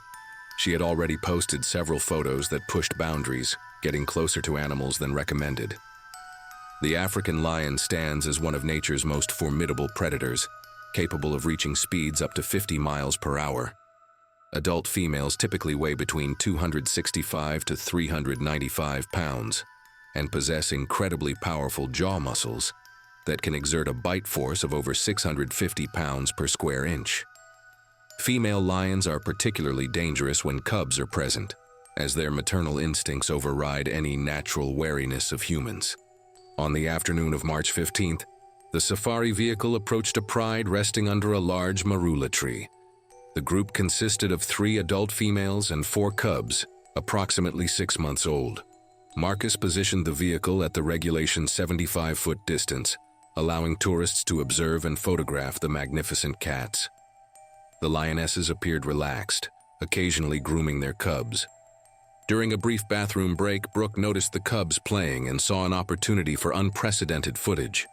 While Marcus assisted an elderly tourist with camera equipment, Brooke quietly slipped away from the designated area. She moved steadily toward the pride, her phone already recording, completely focused on creating content rather than the increasing tension in the lioness's body language. The closest female, a mature lioness with distinctive scars, immediately detected Brooke's approach. The cat's ears swiveled forward, and her amber eyes locked onto the advancing human. At 30 feet, the lioness rose to her feet, positioning herself between her cubs and the perceived threat. Her tail began twitching rapidly, a clear warning sign that Brooke failed to recognize. When Brooke raised her phone to capture a selfie, she made direct eye contact with the protective mother. In lion behavior, sustained eye contact represents a direct challenge and threat. The lioness lowered her head, flattened her ears, and released a low, rumbling growl. The attack came with explosive speed. The 350-pound lioness launched herself forward, covering the remaining 25 feet in less than 2 seconds. Her powerful hind legs propelled her massive frame through the air with deadly precision. Brooke had no time to react before 400 pounds of muscle and bone collided with her upper torso. The impact alone was devastating. The lioness's front paws struck Brooke's chest and shoulders with tremendous force, instantly fracturing multiple ribs and her sternum. The collision knocked Brooke backward onto the hard-packed earth, her phone flying from her grasp. The lioness's claws, each nearly 2 inches long, raked across Brooke's torso, tearing through clothing and flesh. The lioness then delivered a crushing bite to Brooke's neck and shoulder area. Her massive canine teeth penetrated deep into vital structures. The bite severed Brooke's carotid artery and damaged her trachea, causing immediate and catastrophic blood loss. The lioness maintained her grip for approximately 15 seconds, ensuring the bite remained fatal. Brooke's body went into immediate shock from the massive trauma and blood loss. Her heart rate spiked as her cardiovascular system attempted to compensate, but the damage was too severe. Within 90 seconds, her blood pressure dropped to critical levels, and her brain began shutting down from lack of oxygen. The combination of blood loss and airway damage proved fatal within 3 minutes. The lioness, having neutralized what she perceived as a threat to her cubs, immediately returned to her offspring.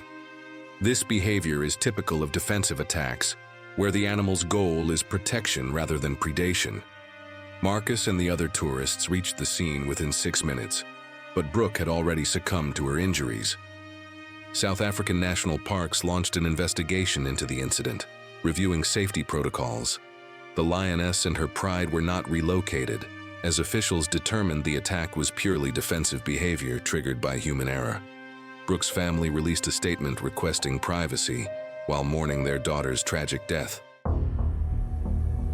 It was the early morning of February 11, 2014, in a private conservancy in the Laikipia Plateau of central Kenya, where rocky outcrops broke the scrubland and fever trees lined dry riverbeds. The light was low and flat, ideal for photography. The Laikipia is quieter than the Mara, less trafficked, and the animals there move through the landscape with a kind of self-possession that is different from what you see in heavily visited reserves. Elena Petrova, 36, was a Russian wildlife photographer based in Nairobi. She had lived in Kenya for 4 years, working on a long-term personal project, documenting predator behavior in private conservancies. She was technically skilled and deeply familiar with the landscape, and she had photographed leopards on multiple occasions. Her guide was a local tracker named Mwenda Kariuki, 40, who had worked the Laikipia Conservancy for 8 years. Mwenda had noted Elena's tendency to push slightly beyond recommended positions, always seeking a cleaner angle or a less obstructed frame. Elena was not reckless in the way that Madison or Thomas were reckless. She had real knowledge, real experience, and a genuine understanding of the animal she was photographing. She had simply reached a point where her own judgment felt more reliable than the boundary she was being asked to stay within. The group had located a female leopard resting on a low granite outcrop, roughly 200 feet from the vehicle. Elena photographed from the vehicle for several minutes, then pushed to move to a position beside a large rock formation to the left for a direct sightline. Mwenda refused. Elena waited, then moved anyway, during a moment when Mwenda was speaking to another guest. Leopards are ambush predators that can shift from calm to a full attack in under a second, covering ground faster than most people can process. They are solitary, territorial, and highly sensitive to anything that enters their space from an unexpected angle. What made Elena's position particularly dangerous was not just the distance she had closed, it was that she had moved to a point that cut off the leopard's most direct escape route from the outcrop. A leopard that feels cornered does not wait. Elena crouched and adjusted her lens. Mwenda saw the leopard's posture change, ears flattening, body lowering, and called out sharply. Elena began to stand. The leopard came off the rock fast. It struck Elena across the face and left shoulder, driving her into the rock face. She was on the ground but conscious, trying to cover her face with her arms. The leopard bit into her left shoulder and upper neck, then released when Mwenda fired a warning shot. It did not go far. It retreated roughly 20 feet and crouched low in the scrub, watching. As Mwenda reached Elena and began pulling her upright, the leopard rose and took several steps forward. Mwenda fired a second warning shot directly in front of it. The animal stopped, held its position for a moment, then turned and moved into the brush at a slow, deliberate pace, not fleeing, just withdrawing. That detail has always stayed with me. It did not run, it left on its own terms. The wound to Elena's upper neck was deep and bleeding heavily. Mwenda applied pressure and drove back toward the Conservancy's base camp. She remained conscious for most of the drive, then lost consciousness in the final minutes. She died before a medical evacuation could be arranged.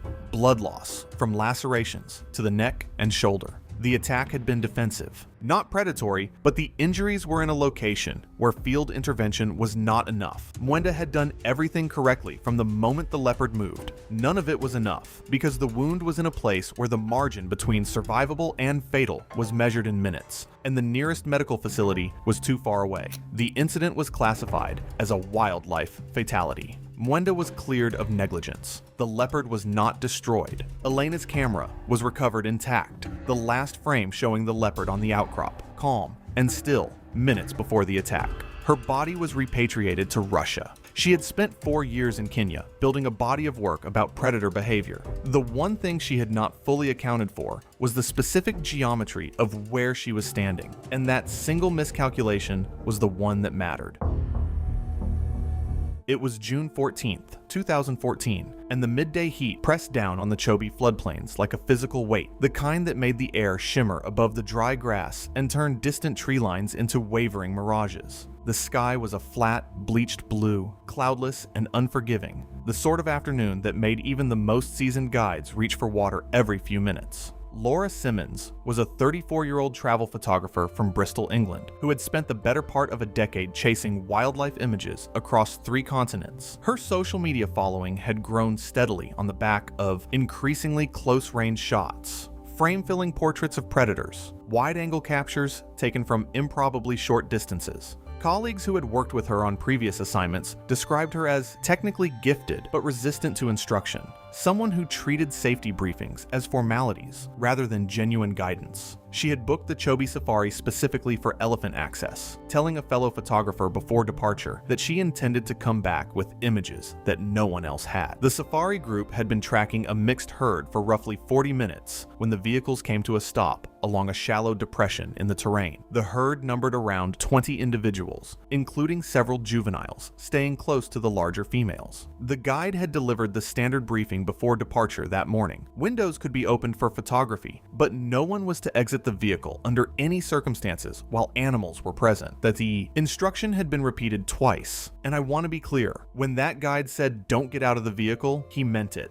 That wasn't a suggestion. African elephants are the largest land animals on Earth, with adult bulls regularly exceeding 6 tons. Despite their size, they are capable of covering ground at speeds approaching 25 kilometers per hour when agitated, and their charges offer almost no reaction time for anyone caught in the open. Even outside of must, bulls guarding a herd can respond aggressively to perceived threats, and any elephant perceiving danger to calves will respond with immediate and overwhelming force. Laura had been shooting from the window for several minutes when she opened the vehicle door. The guide's instruction to stop was immediate and firm. She stepped down anyway, moving several meters from the vehicle toward a clearer sightline, her camera raised. A second warning came from the guide, louder this time. Other passengers later recalled that she had acknowledged it with a brief wave of her hand without turning around. This is the part that gets me every time. She waved him off, didn't even turn around. A large bull at the edge of the herd had been watching since the door opened. His ears, which had been fanning slowly in the heat, flattened against his skull. His head dropped slightly, trunk curling upward, posture that the guide recognized immediately and responded to with a shout. The bull covered the distance between himself and Laura in a matter of seconds. 6 tons, moving at 25 kilometers an hour, and she's standing in the open with a camera. She had no time to retreat to the vehicle. The impact knocked her violently off her feet and threw her across the hard earth. The bull stood over her briefly before the guide's sustained horn blasts, and the engine noise caused him to pull back toward the herd. Other passengers remained frozen in the vehicle. The guide radioed for emergency assistance while keeping the engine running and positioning the vehicle between Laura and the herd. She was conscious but unable to move. Her breathing labored. She had sustained multiple broken ribs and a significant concussion, with additional bruising across her back and left shoulder consistent with the force of the impact. Emergency responders reached the location after a considerable delay given the remoteness of the terrain. Laura was evacuated and received treatment, eventually recovering over several weeks. Park authorities reviewed the incident and issued a formal report noting that the guide had followed correct procedure throughout. No action was taken against the safari operator. The elephant herd moved on undisturbed, the bull rejoining the group within minutes of the incident as though nothing had occurred.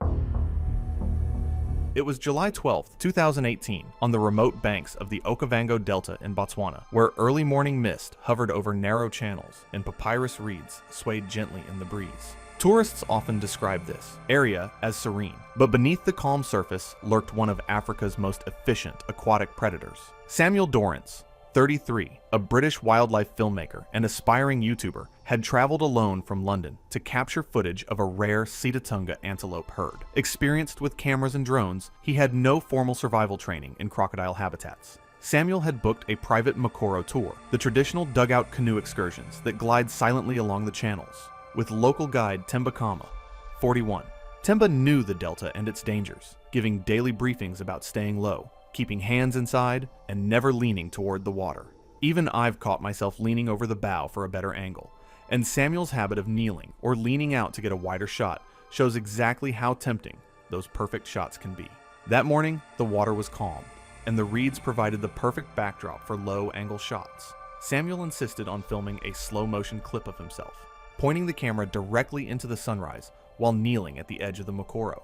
Temba cautioned him again, reminding him that Nile crocodiles were opportunistic and could strike from as little as 2 meters away, often unseen until it was too late. Samuel laughed it off, saying he knew what he was doing and would stay ready to react. I can relate to that overconfidence, thinking you're ready for anything. Even though he had been briefed repeatedly, Samuel's focus on getting the perfect shot made him underestimate just how quickly a crocodile could react. From my own experiences near rivers, it's easy to assume that staying alert is enough, but in reality, these predators can detect the slightest movement long before you notice them. That brief sense of control can vanish in an instant. The attack happened in seconds. A large male Nile crocodile, estimated at 4 meters and over 450 kilograms, had been lying motionless near a bend in the channel, eyes barely visible. Above the water, Samuel's forward-leaning movement triggered the crocodile's predatory response. With explosive speed, it lunged, seizing him by the lower torso and pulling him partially into the water. The Mokoro rocked violently.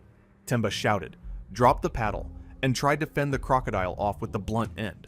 The predator executed a partial death roll, the torque tearing clothing and flesh instantly. Samuel's scream was swallowed by the channel, and the camera toppled into the water, recording only blurry, chaotic footage of the attack. Within moments, Samuel was submerged. Temba reached the nearest riverbank to call for emergency support from the Botswana Predator Conservation Authority. Rescue divers arrived nearly 90 minutes later, but the fast-flowing channels and underwater vegetation had concealed Samuel's body. Post-mortem reports confirmed massive soft tissue loss, multiple fractures, and severe spinal cord trauma as the primary cause of death. The injuries included tearing of muscle and connective tissue from the lower torso, compression fractures along the vertebrae, and extensive damage to internal organs, consistent with the bite force and rotational torque exerted by a Nile crocodile. Medical examiners noted that survival would have been impossible due to rapid blood loss and structural damage sustained in the attack. His remains were found partially upstream, wedged under a submerged tree root system. Post-mortem reports confirmed massive soft tissue loss, multiple fractures, and spinal cord injury as the cause of death. Even I've leaned too far in a canoe for the perfect shot, and Samuel's story is a stark reminder of how quickly a small lapse can turn deadly. Staying seated with hands inside is critical. Minor movements outside recommended positions account for most fatal crocodile attacks. Once the posture is breached, predators act instantly. Samuel's overconfidence turned a controlled experience into a fatal encounter, showing that in predator territory, caution isn't optional, it's survival. The incident prompted local authorities to increase safety advisories for private Mokoro tours, emphasizing low positions in the canoe and strict avoidance of leaning or kneeling near the edge. Samuel's body was repatriated to London, and his family later released a statement urging aspiring wildlife filmmakers to prioritize safety over cinematic ambition. It was the 17th of February, 2018, Nairobi, Kenya, a wildlife facility offering a controlled giraffe feeding experience from a raised platform. The platform kept visitors at head height while staying outside the giraffe's hind leg range. A step-down section on one end was used by staff for ground-level access. Olivia Wright was 41. She worked as a retail manager and ran her team the way she ran most things in her life, with confidence and the firm belief that experience was the same thing as expertise. She had fed giraffes before, 3 times, at different parks across 2 countries, and nothing had ever gone wrong. As far as she was concerned, that track record meant she understood how these animals behaved and what they were and were not capable of. 2 weeks before the Nairobi visit, she had been discharged from hospital after putting herself through an unregulated detox involving supplements and prolonged fasting that her body could not handle. 3 successful giraffe encounters, and she had decided she had the whole thing figured out. I think about that logic a lot. Nothing going wrong is not the same thing as understanding why nothing went wrong. She arrived at the facility with her daughter. The giraffe feeding experience was the main reason they had come. She had been looking forward to showing her daughter something she felt comfortable with. Her daughter stayed on the platform where visitors were told to stand. Olivia had brought her own food from home, granola and dried fruit, which the facility did not permit. Outside, food was prohibited for animal health reasons, and the rule was posted at the entrance alongside the other instructions. She had not mentioned it to staff, and they had not spotted it before she stepped down. She listened to the keeper's instructions before the session began, decided they were aimed at people who had never done this before, and stepped down through the open staff access section to ground level.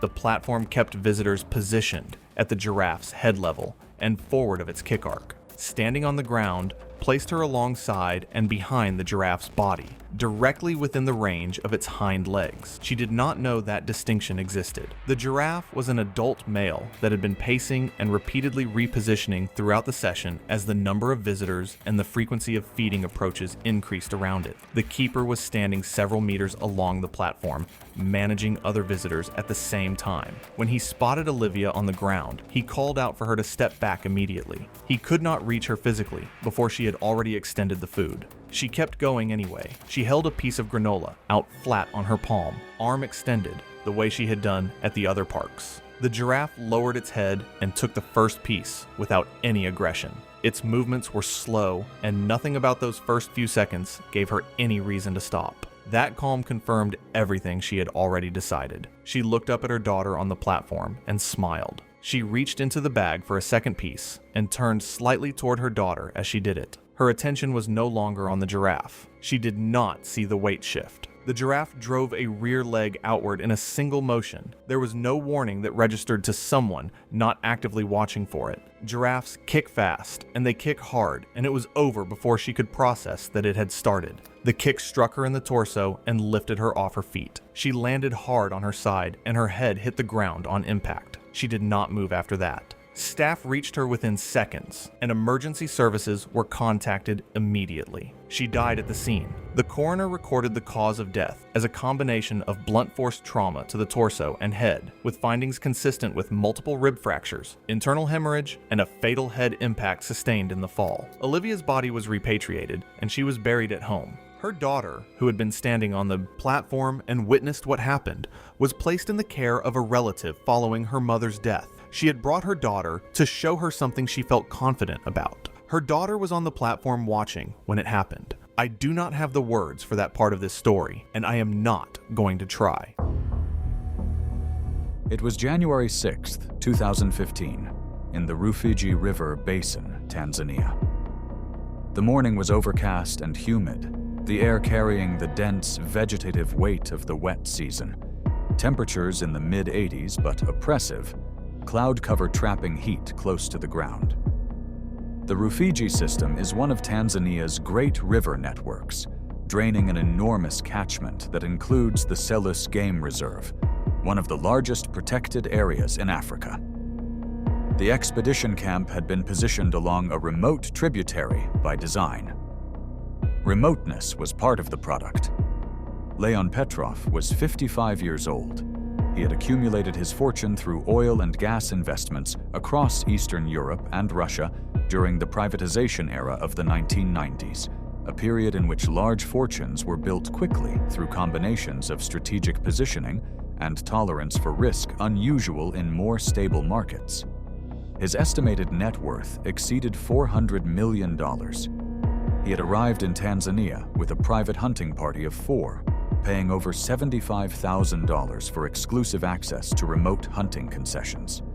He had hunted on 5 continents. During the second morning, the group reached the bank of a tributary separating their position from terrain Leon had identified as potentially productive hunting ground.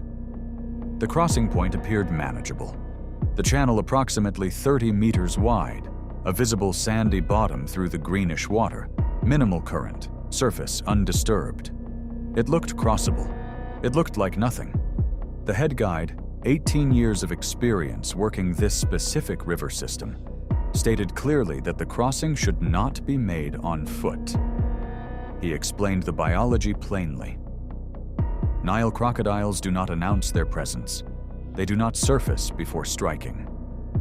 The water in which Leon proposed to walk was precisely the depth, waist deep, visibility less than 2 feet due to suspended sediment, that made detection of a submerged animal effectively impossible until the moment of contact. Nile crocodiles are the apex ambush predators of African freshwater systems.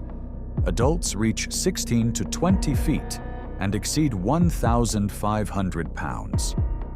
Their bite force surpasses 3,700 pounds per square inch, among the highest of any living animal.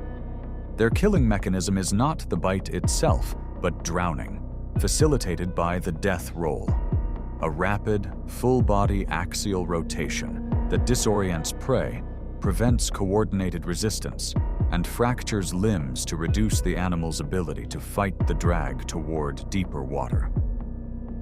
The crocodile needs only to hold on. Leon told the guide that the water appeared too shallow for a large crocodile. He pointed to the visible sandy bottom and noted the light penetrated partway through the column. He was confident the crossing was safe. At approximately 6:20 a.m., in the gray, flat light of an overcast morning, Leon stepped into the tributary with his rifle held above his head. He moved slowly, each step testing the bottom before committing weight. The water rose to his knees, then his thighs.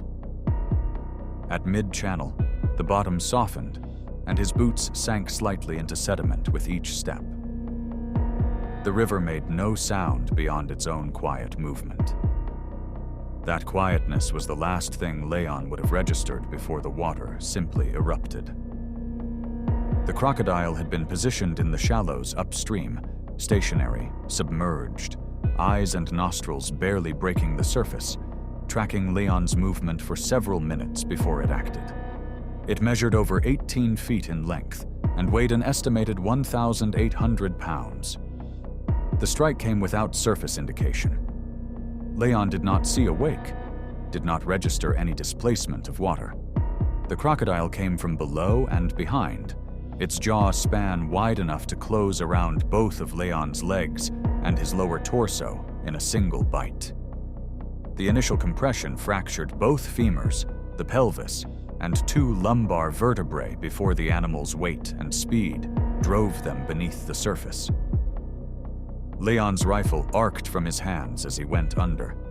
The death roll began immediately, the crocodile's body rotating on its long axis with the leverage force of an animal whose entire muscular architecture is built for this motion. The first rotation threw Leon's body across a 12-foot arc through the water. The second and third caused additional fractures to his arms and shoulders. The surface showed violent churning for approximately 45 seconds, periodic limbs visible above the waterline before being pulled back down, blood spreading in diffuse clouds through the murky water. Then the surface went still.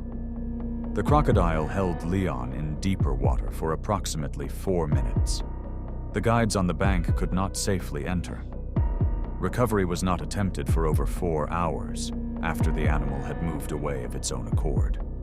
When Leon's body was finally retrieved, the trauma was consistent with crocodile predation.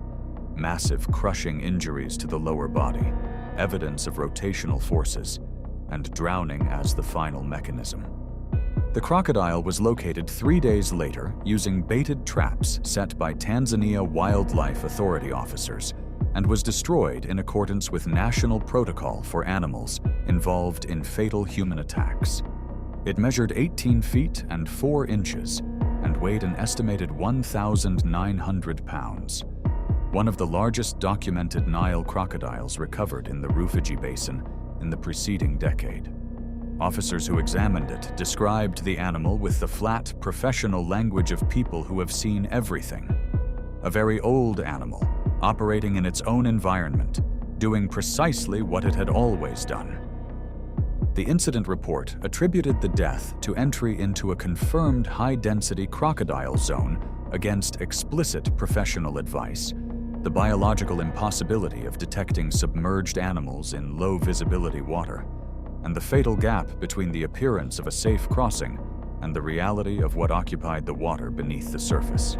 Leon had been in Africa for 2 days and had crossed rivers on 4 previous expeditions without incident. He had dismissed 5 separate warnings in the 20 minutes before he stepped into the water.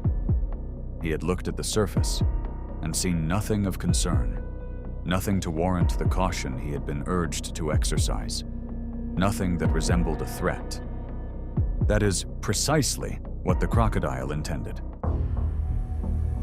It was April 22, 2018. The dry season had settled firmly across the Luangwa Valley, and the afternoon carried the particular stillness that comes when the heat begins to release its grip, but the air has not yet cooled. The sky above the river was a pale, washed-out blue, the kind that appears in the hours before dusk, when the sun has dropped low enough to lose its intensity, but not yet close enough to the horizon to produce color. The tall grasses along the riverbank had gone dry and yellow, and the reeds that lined the slower bends of the Luangwa stood dense and unmoving in the absence of wind. The river itself ran slow. The dry season had reduced its volume considerably, concentrating the water into a narrower channel and pushing the current to a near drift in the bends where the gradient flattened. Daniel Navarro was 41 years old, a structural engineer based in Madrid. He had been working in his field for over 15 years, the kind of methodical, detail-oriented professional whose approach to planning extended into his personal life. The trip to Zambia had been organized months in advance, built around a broader Southern African itinerary that included stops across multiple countries. It was the kind of trip that families plan carefully, with specific activities booked at specific lodges, each chosen for what it offered.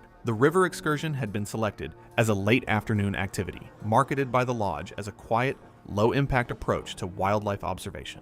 The selling point was proximity.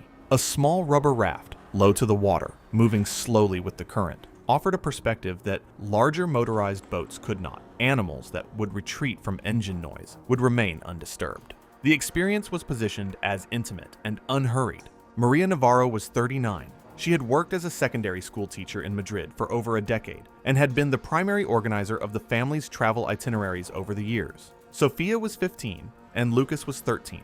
Both children had grown up hearing about Africa from their parents, who had traveled to the continent once before, years earlier, before the children were born. This trip was, in part, a fulfillment of something the family had discussed for years. Peter Mwansa was 34 years old and had been working as a river guide in the South Luangwa region for several years. He was licensed under the relevant wildlife authority and had accumulated a working knowledge of the Luangwa River's behavioral patterns, its animal populations, and the particular risks that came with navigating its slower bends in a low-profile watercraft.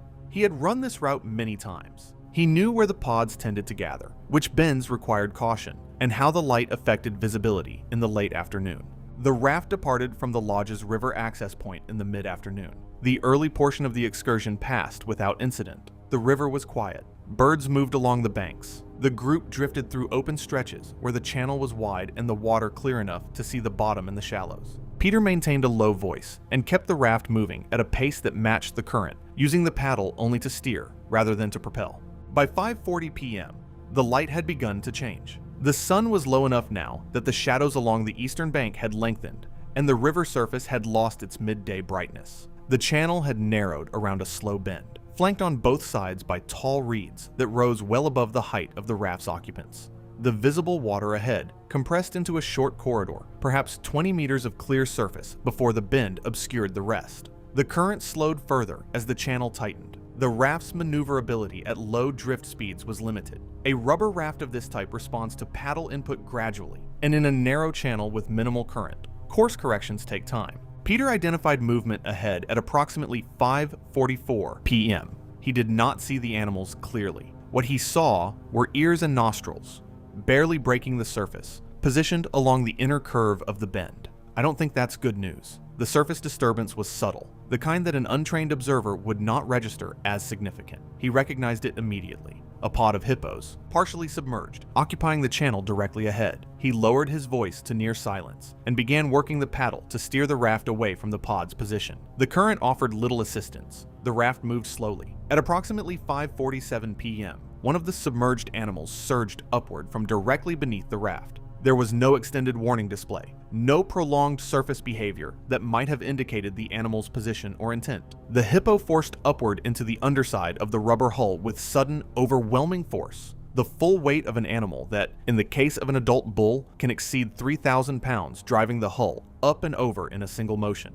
The impact flipped the raft almost instantly. The motion was not a gradual tipping, but a sudden, violent inversion that gave none of the occupants time to brace or react. I personally find it so scary even just thinking about rafting in a river with hippos. But anyway, all 5 entered the water simultaneously. Common hippopotamuses are among the most dangerous large animals on the African continent. Their territorial aggression in and around water is well documented across decades of field research and incident records. Adult males weigh between 3,000 and 4,000 pounds and are capable of moving through water at speeds that belie their mass. Their canine teeth can exceed a foot in length. In territorial encounters, they do not behave as predators seeking to feed. A submerged pod near a river bend, in a narrow channel with limited visibility, represents one of the most dangerous configurations a small watercraft can encounter. The animals cannot be tracked beneath the surface. Their position is unknown until the moment of contact. The hippo did not hold a single position after the initial strike. It submerged, resurfaced, and struck again in short intervals. Each resurfacing displaced large volumes of water, further destabilizing anyone trying to stay afloat or orient themselves. Witnesses observing from a distant bank later described violent and repeated splashing and a deep, recurring bellow, consistent with territorial aggression rather than a single defensive charge. The animal was not targeting a specific individual. It was responding to movement at the surface, and there was movement everywhere. Daniel moved toward Sophia in the water, attempting to reach the overturned raft. The hippo resurfaced between them before he could close the distance. Maria and Lucas moved toward the bank, approximately 10 meters away. The water around them erupted repeatedly as the animal continued to surface and strike in short bursts. The bank was close. 10 meters in open water, under normal circumstances, is a short distance. In the chaos of a hippo-territorial encounter, with the water churning around them and the animal surfacing without pattern or warning, it was not reachable. Neither Maria nor Lucas made it to shore. Peter had managed to reach the overturned hull and pulled himself partially onto it. From that position, he attempted to call out directions, trying to keep the group oriented and moving toward the raft or the bank. The repeated resurfacing of the animal made any coordinated response impossible. Each time the water settled enough to assess the situation, it erupted again. The entire encounter lasted less than 2 minutes from the moment of capsize to the moment the river went still. I assume 2 minutes in that situation felt like an eternity.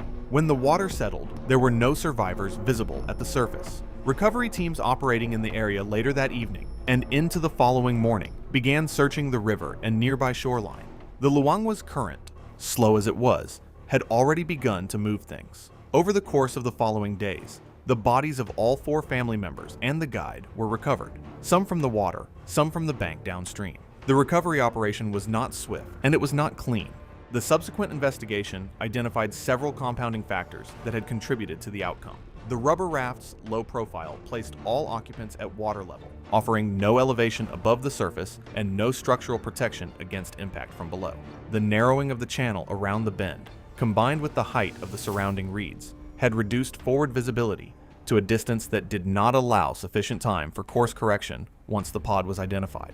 The slow current had further limited the guide's ability to steer clear after the pod's position became apparent. The fact that the animal remained fully submerged before the strike meant there was no surface behavior available to read before contact. The late afternoon timing placed the excursion in the period when hippo-territorial behavior is typically at its most active, as animals that have been resting in the water through the heat of the day begin to move toward their grazing routes, particularly in confined sections of river, where movement between resting zones and grazing routes becomes concentrated. No negligence was formally attributed to the operator.